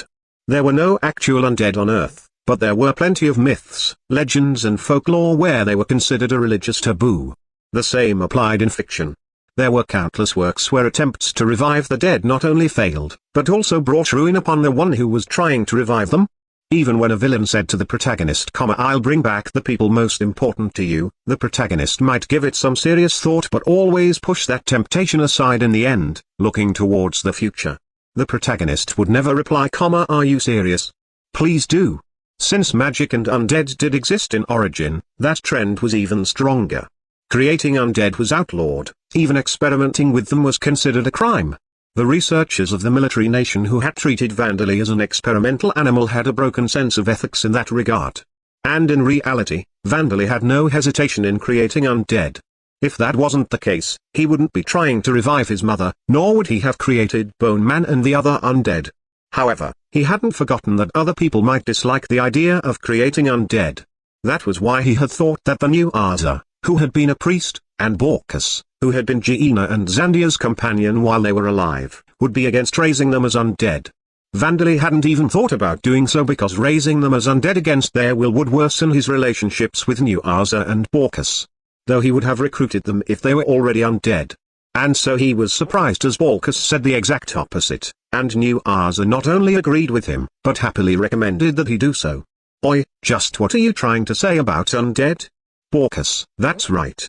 The goddess herself raised the fallen champion Zakat as an undead, did she not? New Aza, now that you mention it, you're right. Vandali, but it was true that this was told in the myths. It seemed that the goddess Vida was open-minded towards undead though the followers of Vida here were undead themselves. There was no way of knowing how open-minded Vida's living followers would be. Well, Vandali would just have to carefully ascertain these kinds of things after he left Taylorsheim and entered human society. Well, if you're fine with it then I don't have any complaints. Vandali, if not only Thesord King, but Thesaint and Tinigenias were to become his allies as undead, he could ask for nothing more. As long as they themselves were happy to do so, Vandali had no reason to refuse them. See, doesn't it motivate you when you think about how you can get some nice women if you put some effort in? That's just how men are. Baucis, I'm not even 3 years old, though. Vandali, I suppose you could say that whether you're 3 years old or 100, your soul stays the same. Baucis, that's different from the saying that I know. Vandali, don't say that. The two of them were both very beautiful individuals, Holy Sun. New Aza, no matter how beautiful they were, there was a high chance that there was nothing left of them but bones now. Vandali thought of pointing this out, but he knew that anything he said to these two would be pointless, so he decided to keep quiet. It is said that heroes enjoy sensual pleasures, but could pale colors still be considered sensual? As they quietly proceeded through the passage, they came across a door that was enormous even for a titan like Baucis. Of course, it was sealed off by ice, but one part of the door had crumbled and they could see what was beyond it through the ice. That's the dragon golem, huh? As to be expected from something that was able to chase that monster away, even though it only managed to wound him. I'm getting chills just looking at it. Baucis, on the other side of the door was a space so vast that the audience chamber above them would fit inside it dozens of times over. There was an enormous dragon made of iron standing in its center. At a glance through the ice, it looked pitiful. Its once magnificent head and half of its supple, whip-like tail now lay broken on the floor as nothing but lumps of metal. Its right arm was broken off as if it had been gouged out from its shoulder, and there was a spear protruding from the center of its chest. There were deep cracks all over its body. It looked as if it would collapse at any moment. Yes, we should give up on going inside. If I melt this ice, we're going to die. Vandally, however, that golem was still functioning. And that almost destroyed golem was capable of killing all three of them? If Vandally melted the ice on the door, he would die. His danger sense, death was telling him that. What is the likelihood that the two of them are beyond this point? New Arza, if they turned into undead, I think that the golem would have destroyed them. Vandally, if they're corpses, they might be inside the ice. Porcus, it seemed unlikely that the almost destroyed golem wouldn't attack titans who had become undead, and because the battle between it and Mikhail had occurred within this chamber, there was ice everywhere inside. The corpses of Zandia and Giena could be inside any of those masses of ice. Has there ever been a known method of entering this place without being attacked by the golem? Vandally, if I recall, I believe that king knew of a way, but New Arza shook his head. It seemed that the king had either never become an undead, or had returned to dust in the 200 years that had passed since the war. Even Vandally couldn't talk with the dead if their spirits didn't exist. Well then, let's postpone searching this room until we've become strong enough to defeat that golem. Vandally, right. It'd be impossible for me as well, since I've lost my dominant arm and my magic sword. Porcus, even if they were to defeat the golem, there was a high chance that the corpses of those two wouldn't be inside the chamber. But if they could confirm whether they were there or not, then they could think of the next place to look. Well, if their bodies aren't there, we could use the goddess's treasure to make them in advance. As for their souls, since you're a spiritualist, you'll be able to summon them using necromancy, right? Porcus, I'm not a spiritualist, so summoning spirits that I've never seen before would be impossible, even with necromancy. By the way, Vandally, is that really true? You seemed intimate with undead like us, so I had believed that you possessed the spiritualist job, Holy Son. New Arza, yeah, that's a real surprise. Then how come you can see spirits and read Jiaotian's memories from her hand? Porcus, more importantly, what did you mean by making their corpses with the goddess's treasure? Vandally, what did we mean? You say the goddess Veda's treasure is an incomplete device that resurrects the dead, so what else could we mean? Porcus, long ago, the goddess Veda had attempted to revive the deceased champion Zakat in order to give birth to the race of vampires. However, even though she was the goddess who governed life itself, it wasn't easy to bring the dead back to life. The goddess performed a significant amount of trial and error for this purpose. The treasure that was here, below the city of Taylorsheim, was the result of one of those experiments.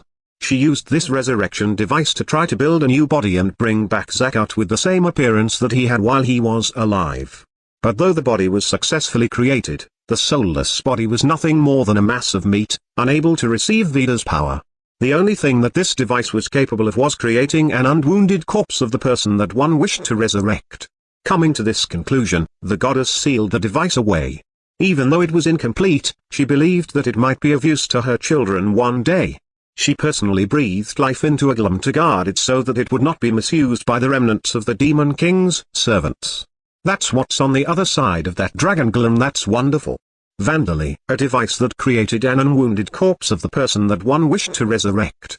If that was true, if Vandally were to place the spirit of the person inside the body created by this device, wouldn't that be a complete resurrection?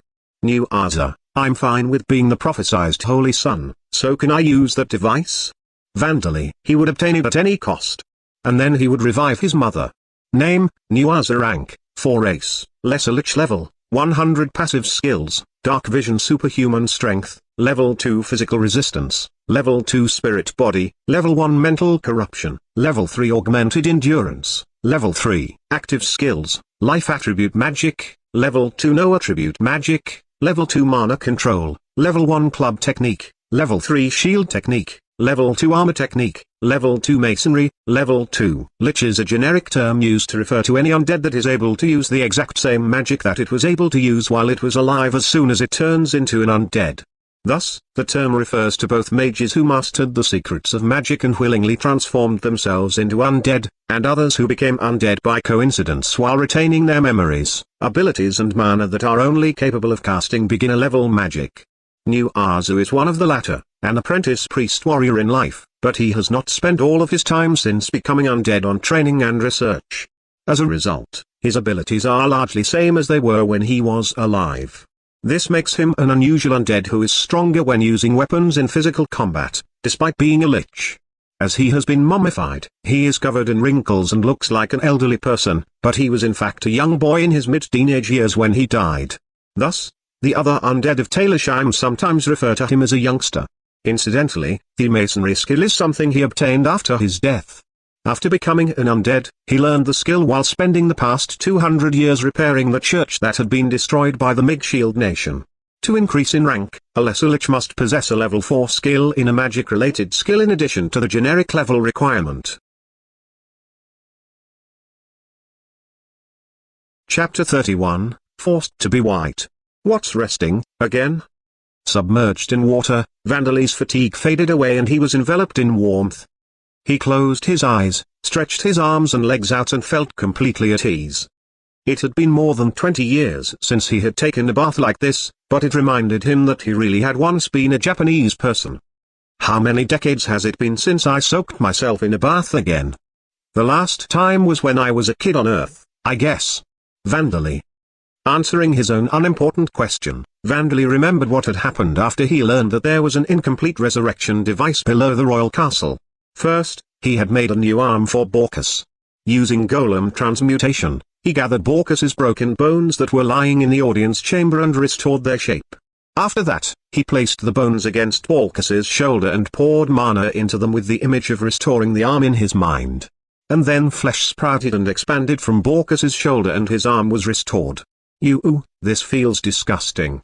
Borkus. He received this kind of overreaction, however. It seemed that death attribute magic was capable of restoring not only the bones that made up the bodies of Bone Man and the other undead, but flesh and skin as well. He decided to name this ability Corpse Healing. But the right half of Borkus's face couldn't be restored. This was possibly because holding an image in one's mind was important when using magic, and the image of Borkus's half-skull face had already left a deep impression in Vandal's mind. I don't understand the theory behind it, but don't worry. My right eye can still see even though the eyeball is missing, and I won't have any problems fighting now that I have my right arm. And I look sexier like this anyway, right? Borkus, certainly. New Aza, shut up. The one I'm talking to is this brat. Borkus, though a little angry that New Aza had agreed with him immediately, Borkus was very pleased. He was happy that his arm had been restored, allowing him to fight as he had done while alive. Vandal was a little shocked to learn that there were people like Borkus, good people with bad mouths. Up until now, he had only known bad people with bad mouths. With this, he would possibly be more tolerant towards any bad-mouthed people he might meet in the Orborn Kingdom. At least, he wouldn't immediately assume they were enemies and attack them. After that, he decided to go over the magic items and materials that had been left in Talersheim one more time. Even with Borkus's arm restored, he didn't get the feeling that they would be able to defeat the Dragon Golem underground. In fact, he got the feeling that they would be slaughtered if they tried. There was now a genuine need to build up fighting strength. The really important items had been taken by the first princess when she escaped the city, and most of the other notable items had been plundered by the Mage nation. Not even the legendary class and upper class magic items that were Talersheim's national treasures remained. The only things left are 5th grade potions and low-class magic items that you can find anywhere. Well, even if there were better things remaining, they'd be rotten and rusted by now. Vandal, well, it's been 200 years, after all. Borkus. The only other things left were the items that the undead titans were wearing, but Vandal wasn't interested in making them hand those over. There's no other choice. I guess I'll go and get some from the dungeons. Nobody's entered them since we died, right? Even the D-class dungeons should be rolling in magic items. Oh yeah, what happened to the Adventurers Guild? Borkus. The Adventurers Guild had been prepared for emergencies with large quantities of potions in storage. Among them, there should have even been some potions that temporarily raised the drinkers' attribute values, but New Aza shook his head. In the Adventurers Guild, there was a battle between the enemy and the adventurers who bravely stayed in Talersheim and shared its fate. All of the potions were consumed and every magic item was plundered. The only thing that was left undamaged was the job-changing chamber. New Arza, eh? What did you just dash vandally? TCH, those outsiders really pushed themselves. I should have bought them more drinks. Baucus, you can still treat some of them to drinks. They have become undead as well. New Arza, oh yeah. I forgot about them because I've been holed up in the royal castle for 200 years. Ah, but there aren't any bars left. Baucus, ha ha ha, that is true as well. New Arza, is it true that the guild's job-changing room is still usable? Vandally, job-changing rooms in branches of each guild were facilities that existed in every society. This was something that didn't change even if one journeyed from the Amid Empire to the Orborn Kingdom or, of course, Talersheim. And so the Mage Shield Nation hadn't bothered taking the time to destroy it, and it had simply been abandoned. In fact, Baucus, New Arza and the other titans were no longer people, but monsters, now that they were undead. Since they couldn't undergo a job change, it was now a useless facility. Then the ghouls and I can use it, right? Vandally. However, this was good news for Vandally and the ghouls, who had never been able to enter human society to use a job-changing room.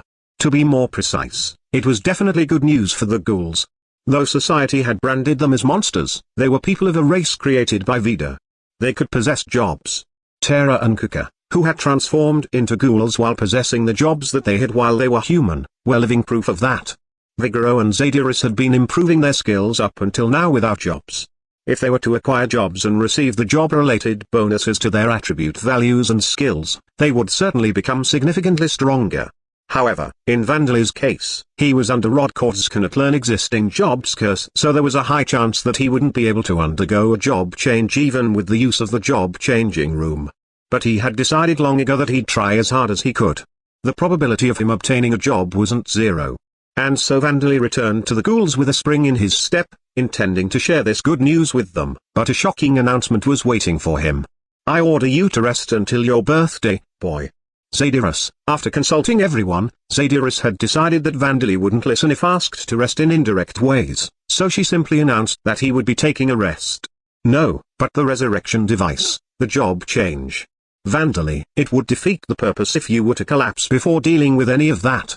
Your endurance is dangerously close to its limits, boy. Zadyrus, that is right, Botchan. This is a condition that will cost you your life. Sam, I'm begging you, please rest, Vandaly. If you don't rest, I'm just going to go back to the circle of transmigration. Dasa, Vandaly's words fell on deaf ears. While they were contemplating on how to make Vandaly rest, they had looked outside the window to see the usual hollow-looking Vandaly approaching them, running in a strange way that they had never seen before. This sight had apparently made them think, this is bad. We must make him rest right now. It seemed that Vandaly had no talent in skipping with joy. However, his pupils were always like those of a dead fish, so he didn't think that they needed to be so alarmed. Though he pointed that out and protested, it didn't change the fact that they were forcing him to rest. They begged him in tears to give his body some rest, so he was unable to refuse. Well, the job-changing room wasn't going to run away, and Vandaly found it hard to imagine that they would be able to defeat that dragon golem right after undergoing the job changes, so it might have been a good idea to recuperate his strength during the 10 days leading up to his birthday. And it wasn't as if he was being forced to rest without doing anything. He was still doing alchemy training for an hour a day to make sure his skill didn't deteriorate, and he was doing a lot of other things to rest. Repairing this public bathhouse, for instance. Talersheim once had public bathhouses. Perhaps because of Zakart's influence, the Titans were a race that liked bathing. There were 5 bathhouses in the city, and there was even a large bathhouse in the royal castle. However, the baths weren't cypress baths but stone baths like the ones used in Thermae II in ancient Rome, and the saunas were Western style rather than Japanese style. The bathhouse hadn't been damaged too heavily. Though the Mage Shield Nation had attacked viciously, it seemed that they hadn't had the time to destroy bathhouses that didn't have temples or any facilities that would be useful for defense in a battle. There were magic items that created small fires and some money and goods inside, but the Mage troops had probably carried back as much as they could, taking things of even more value than these. But after having been abandoned for 200 years, all of the bathhouses, including the one in the royal castle, had been in a terrible state when Vandaly first saw them.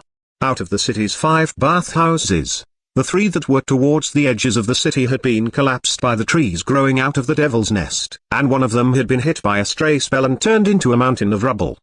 The mushrooms had been growing all over the one that was intact. They weren't ordinary mushrooms, but monsters such as the walking mushrooms that had arms and legs growing out of them and the poison mushrooms that released toxic spores. They weren't particularly strong monsters, they turned out to be very delicious once defeated and roasted. The walking mushrooms had a good consistency, similar to king trumpet mushrooms. The poison mushrooms were like shiitake mushrooms, perhaps? In the end, he decided to repair the bathhouse in the royal castle. Well, even this bathhouse had its baths turned into ponds by leaks from the ceiling, and several skeletons had been soaking themselves in them, enjoying the water. Using Golem transmutation, he repaired the leaks in the ceiling and the cracks in the walls and tiles, and began to clean the bathhouse up. As to be expected of the royal castle of the Titans. With just that, the bathhouse became usable again, 200 years after the war. The ghouls, who had never experienced anything other than washing themselves in cold water, took a liking to the culture of hot baths as well, and now they were lining up every day to wash away their fatigue in the royal castle's bathhouse. Once I finish resting, I'll have to repair the other bathhouses. Not matter how big the royal castle's bathhouse is, it gets packed in here. I only ever had showers in Origin, so this feels good. As Vandali got the feeling that he could hear a deep-sounding scream, someone grabbed his head firmly and lifted him out of the water. Vandali. Were you drowning? Vigoro. No, I was just putting my head underwater to warm it up. Vandali. It would have been different if it was a bathhouse built specifically for members of other races who had migrated from the Orborn Kingdom, but the bathtubs in the bathhouse of the royal castle that was built for Titan use were very deep. It was a bathtub that a 2.5 meters tall Titan woman would be able to use while standing up, so if the almost 3 years old Vandali were to stand up inside the bathtub, his head would be well below the water's surface. Well, when he had repaired the bathtubs, he had built stairs to create shallower regions as well, so he wouldn't drown unless he was careless or was trying to drown himself on purpose. Vandali had been submerging his head in the water on purpose. I was thinking of putting my head underwater and counting to 100. Vandali, you'd die, you know? Vigoro. No, I'll be fine for up to 5 minutes. Vandali. Thanks to the his status effect resistance skill, he would take over 5 minutes to die of asphyxiation. Using death attribute magic, he could survive underwater even longer. Still, stop that, it's scary to watch. What would you have done if my heart had stopped? Vigoro. Okay. Vandali. Bailing by submerging his whole body underwater, officially prohibited. After Vandali finished bathing, he was deep in thought. Now then, what am I going to do to rest? Vandali. There were still several days until his birthday. He was contemplating what to do to rest during that time. Sleeping all day would be unhealthy, and spending the whole day eating was out of the question. Staring into space and sitting completely still to meditate, he wasn't interested in that. When he tried to remember how he had passed the time up until now, he got the feeling that he just did things and time just passed before he knew it. Training his no-attribute magic and alchemy, making sauces with walnuts and herbs, crushing acorns into powder, polishing the bones of Bone Monkey and the other undead.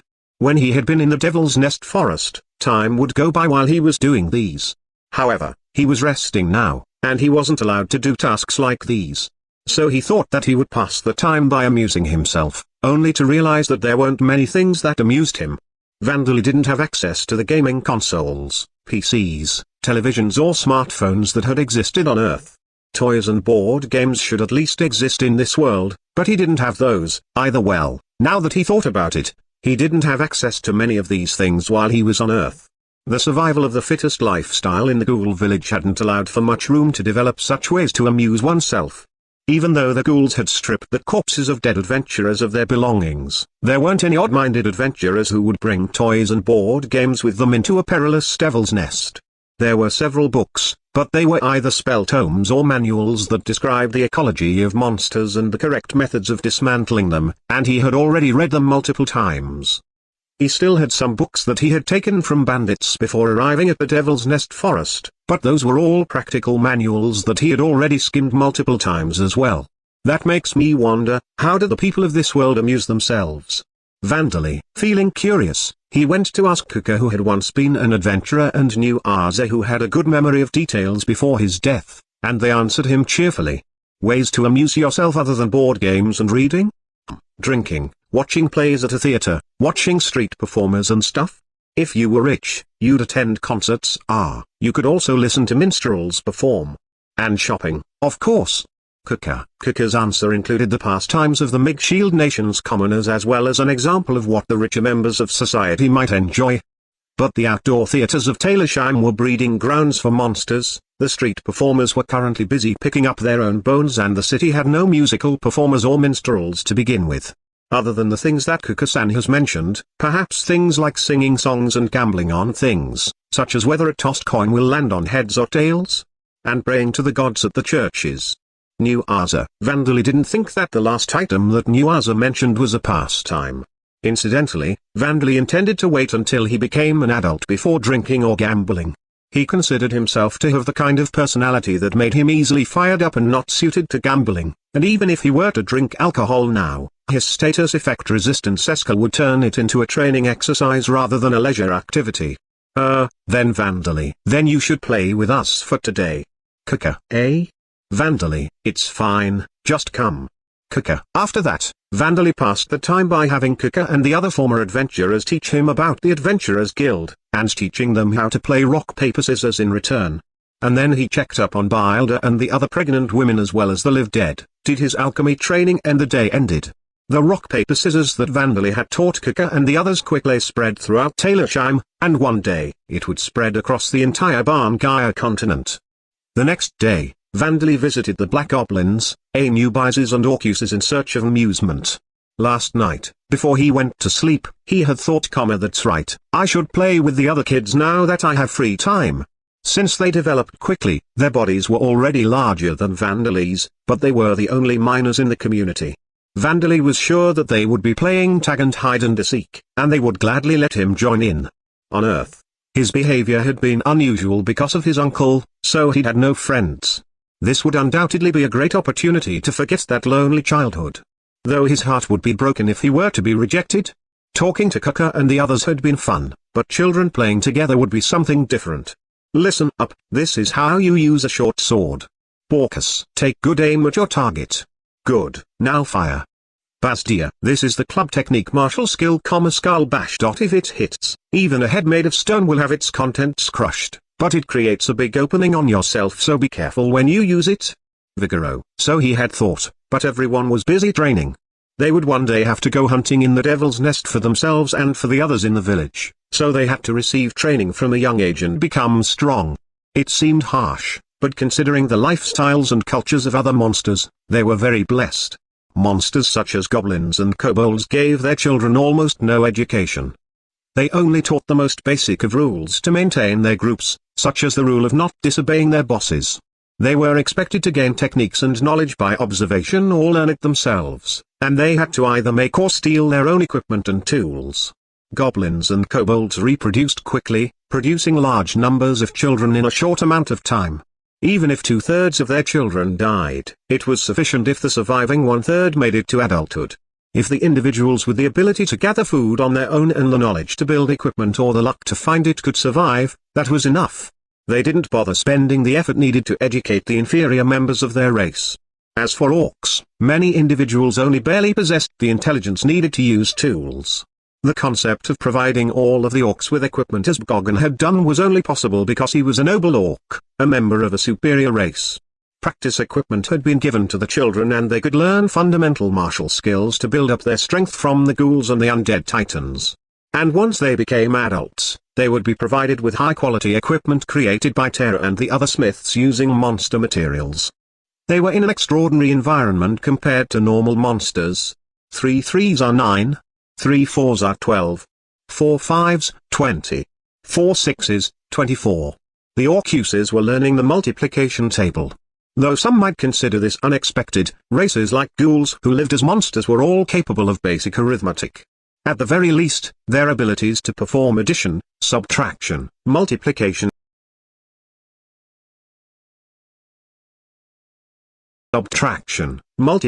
and division were flawless. The reason for this was because they were necessary when calculating vitality and mana values.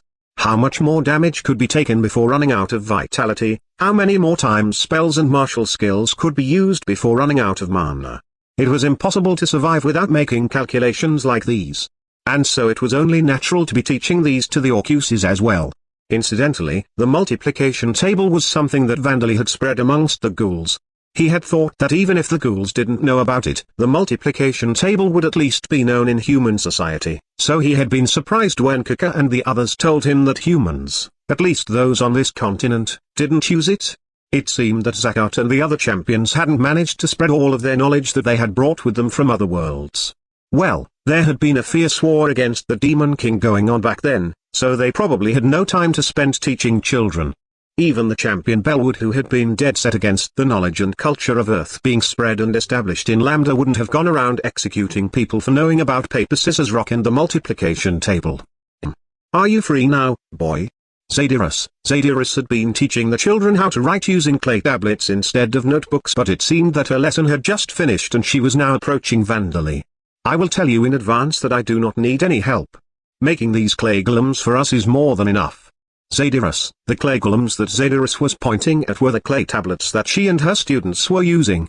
In Lambda, paper was considered a luxurious item. Parchment made using sheepskin wasn't easily obtainable for the ghouls living a primitive lifestyle in the Devil's Nest or the undead titans of Taylorsheim, nor could it be made. Vandali had tried making paper from the fibers of suitable plants, but he found that it was impossible to make paper using golem transmutation. He was planning to try again after his skill increased in level, however. And so he had turned clay obtained from digging holes in the ground into clay golems to use instead of notebooks. Wooden sticks were used instead of pens to etch characters into the clay, and once they were full, Vandali would give an order to the golems and they would become clean, flat tablets once more. Vandali had wondered if he would be able to make porcelain items using this technique in the future, but it would be another matter if he was simply making porcelain for his own use. But if he was planning to make high-quality items to sell, he would have to worry about the quality of the clay and he would need to construct a furnace to bake the pottery, so he hadn't put any work into trying that. Apparently porcelain had once been made here in Taylorsheim, but the city's only porcelain craftsman had been the boss who was destroyed by monsters after turning into an undead, and his inexperienced son who escaped with the first princess to the Orborn kingdom. No, I wasn't thinking about helping. I was thinking of playing with my fellow children. Vandali, fellow children. Zadyrus, yes, my fellow children. Vandali, well then, you will have to wait a little longer. Ah yes, why not play a board game with me? Zadyrus, a board game? Vandali, yes, it was gathering dust in a corner of a playroom in the royal castle. Zadyrus, in Lambda, board games were considered a pastime of upper-class and intelligent people. Many board games had many pieces and the rules were difficult to understand. They weren't something that commoners could enjoy. Well, the board was apparently too heavy to move. There are 50 different kinds of pieces, and the players choose 11 of them to begin with. Zadyrus, the board games of Taylorsheim were no exception. Have you already learned the rules? Vandali, no, I have not been free enough to do so. Zadyrus, it seemed that she intended to learn the rules while playing. Wasn't there a rule book to be found with the board and pieces? Well then, shall we play a simpler board game? Vandali turned one of the countless pieces of rubble that could be found anywhere in the Devil's Nest ruins of Taylorsheim into a golem and began transmuting it. Ho ho Zadyrus, it seemed that using magic for recreational purposes counted as resting be Zadyrus's definition, and she watched what Vandali is making with great interest.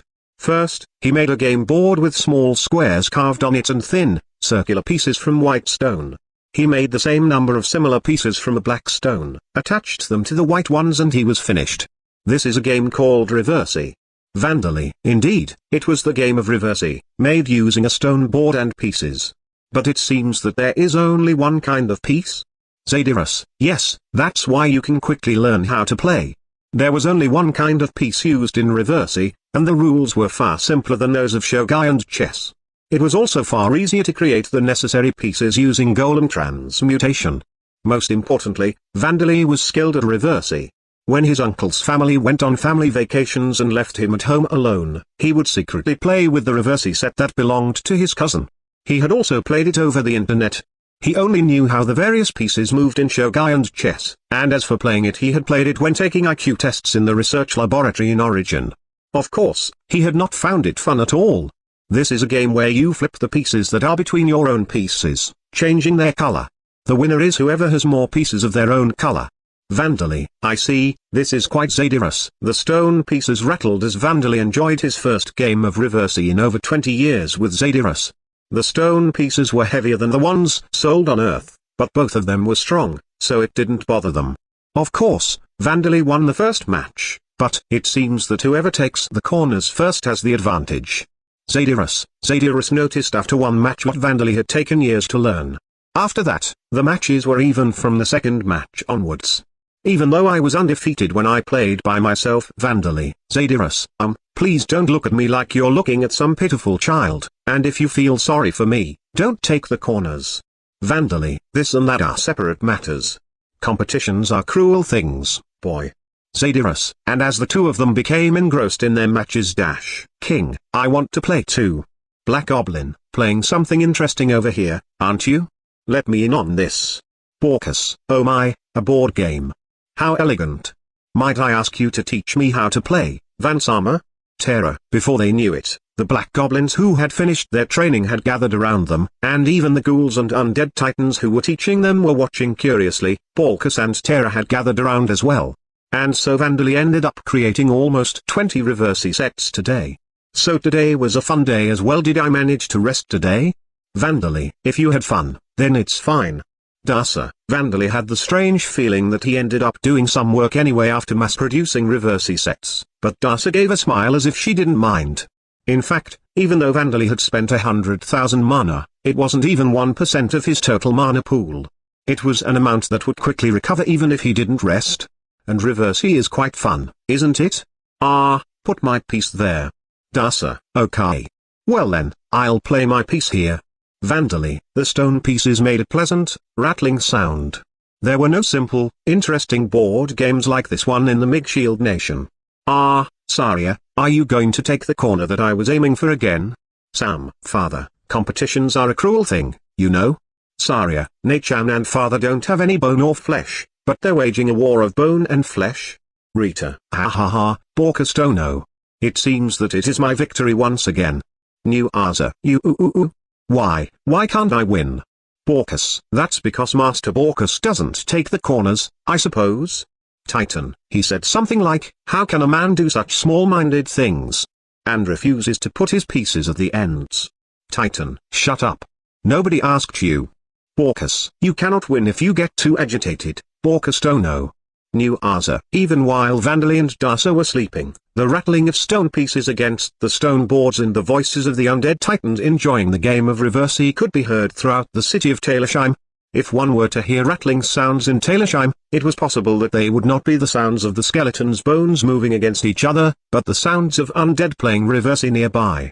Name, Borkus, rank, 9 race, zombie hero level, 5 title, Sword King passive skills, Dark Vision superhuman strength, level 7 physical resistance, level 5 strengthened attack power while equipped with a sword, large strengthened defensive power while equipped with non-metal armor, medium intuition, level 3 mental corruption, level 5 active skills, Sword King technique, level 1 unarmed fighting technique, level 7 archery, level 7 armor technique, level 7 surpass limits, level 5 dismantling, level 5 commanding, level 2 coordination, level 4 teaching, level 1 status effects, 1 armed, status effect removed, an A-class adventurer, Sword King Bakasu has become an undead. As the original person's soul is inhabiting the original person's body, his rank and the levels of his skills are high, but as he has not fought any battles after becoming an undead and has simply been guarding the audience chamber, his level is low and he is weaker than he was when he was alive. The undead of this world do not necessarily become stronger than they were when they were alive. In fact, it is more common for them to become weaker. In addition to this, Borkus was in a pitiful state after having lost his dominant arm, his sword no longer being of use after having half of its blade broken and even his armor having been torn to pieces. He was in a condition where he could not use his Sword King technique skill and his passive skill strengthened attack power while equipped with a sword, large and strengthened defensive power while equipped with non-metal armor, medium were not active. Because of this, despite being rank 9, he was only as strong as a rank 7, in a state where he might have even lost a battle to the noble orc Gogon. Since Borkus is proficient in a fighting style where he slays his enemy with a single attack, Vandally would have found Borkus to be the more difficult enemy. However, But Vandali has now restored his dominant arm and given him Bugogen's magic sword, so his fighting strength has returned to a level that corresponds to his rank. As he possesses tremendously powerful skills, he is likely to be able to display fighting strength beyond his rank once he becomes accustomed to being an undead. It is said that zombie heroes are monsters born when a person with a title shows no sign of betraying the honor of that title right up until the moment of their death. Their ranks can vary. At present the lowest rank examples that have been confirmed are rank 4, while the highest is rank 10. Individuals who have become other types of undead generally cannot become zombie heroes by increasing their rank. The Church of Elder, the god of law and fate, teaches that defeating these zombie heroes is the greatest way of honoring the hero they once were. When a zombie hero is sighted, many adventurers aim to defeat it in order to gain honor and fame. Zombie heroes often carry the valuable equipment and personal belongings that former bearers of honorable titles would have, and their bones and other parts are often considered high-quality alchemy ingredients due to the mana they contain. Thus, adventurers would gain not only fame, but wealth as well from defeating these undead. Skill explanation: Sword King technique. This is a superior version of the swordsmanship skill. When the swordsmanship skill reaches level 10 and continues to gain experience, there is a chance that it transforms into a superior version.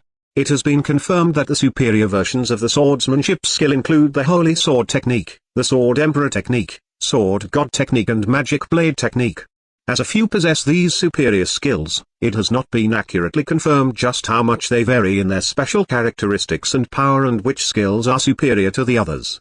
It is said in the Amid Empire that the Holy Sword God technique possessed by the legendary champion Belwood is the greatest skill of them all, but that is for political and religious reasons. It is not even certain that Belwood's skill was named the Holy Sword God technique. Superior versions of other skills such as spear technique, axe technique and unarmed fighting technique also exist. Individuals who possess such skills are a class at minimum. Chapter 32, A Journey of Self-Discovery and Rank Up. Vandali was on his third day of rest, but the undead titans were busy at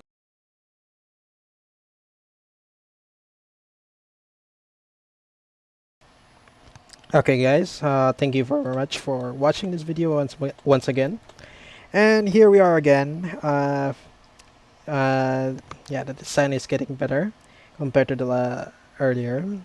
I'm liking how I'm doing the beach right now. And yeah, I'm kind of slow for this part, but I kind of enjoyed doing this on my pace. Yeah, so hopefully I'm doing it justice for the perspective for this. I'm going to check this thoroughly later if I'm doing this right. But yeah, so far the effects and the the natural effects on the water is kind of pretty good already, I think. And the environment is getting more livelier and more natural. So this is a success for today. hmm yeah. So next time, next stream for my art grind, definitely I will probably get to the buildings at the back and add more flavor for the sky, I think. A bit of sunshine and light, and I'll see if I can add some effects on the canvas, or probably adjust the colorization and some hues and saturation. Depends, but I might say that this is getting really good, I think. And yeah, so I'll finish this definitely next time. Once again, thank you for listening and watching this video. And so far, for the story, for the dead mage who doesn't want a fourth time, so we got to the new place with new characters, a race called the Titans. So interesting. It's really interesting because he's learning a lot of new stuff and building up good relationship with his newfound friends. We'll get to more juicy stuff in the near future, but for now he is still building up some characters and building up some of his skills that will definitely be useful in the near future. All the minor stuff that he's doing will be very relevant in the near future because there's a lot of stuff that may apply to his current skills in the current chapters, I think. Yeah. And so far, just see how he's dealing with his life right now. It's really enjoyable. It's very simple, but uh, it gives you a bit of a good character of the protagonist, and including with his friends. So yeah, let's just continue with the story as I continue to make this design better, and hopefully that you will see the beauty of creating art while while listening to a audiobook, because this is something that I've been doing for years, and I really enjoy doing it because it's a wonderful pass like multiple sorry, multitasking, that's the word. So this is a good multitasking exercise. Yeah, and it's really not very distracting compared to like just letting a video playing on the background. And it also exercises your imagination while you're listening to the story, and but also doesn't really take a lot of effort, so that you can also focus on your design at the same time. So yeah, okay. If there's anything that you would like to ask, you can leave it in my comment section. I would like to see if there's any question about art or things about the story that I'm currently playing right now. And yeah, so next time I will definitely do more about the other background of this design, and also for the story. We'll probably enter some more interesting developments, especially about his skills that he will be developing. So I look forward to it. And for me, after doing all this, I'll probably hit the hit my bed, take some rest, and probably in a few days I'll stream again. Uh, Depends. I'm kind of busy because of my work and my personal life, but uh, I'll do my best to create more of this design. Hopefully, this will bear fruit one day, all this effort. I believe that it will give me great opportunities in the future. But for now, we're doing it slowly and surely. And also try to purchase some tutorials for my design.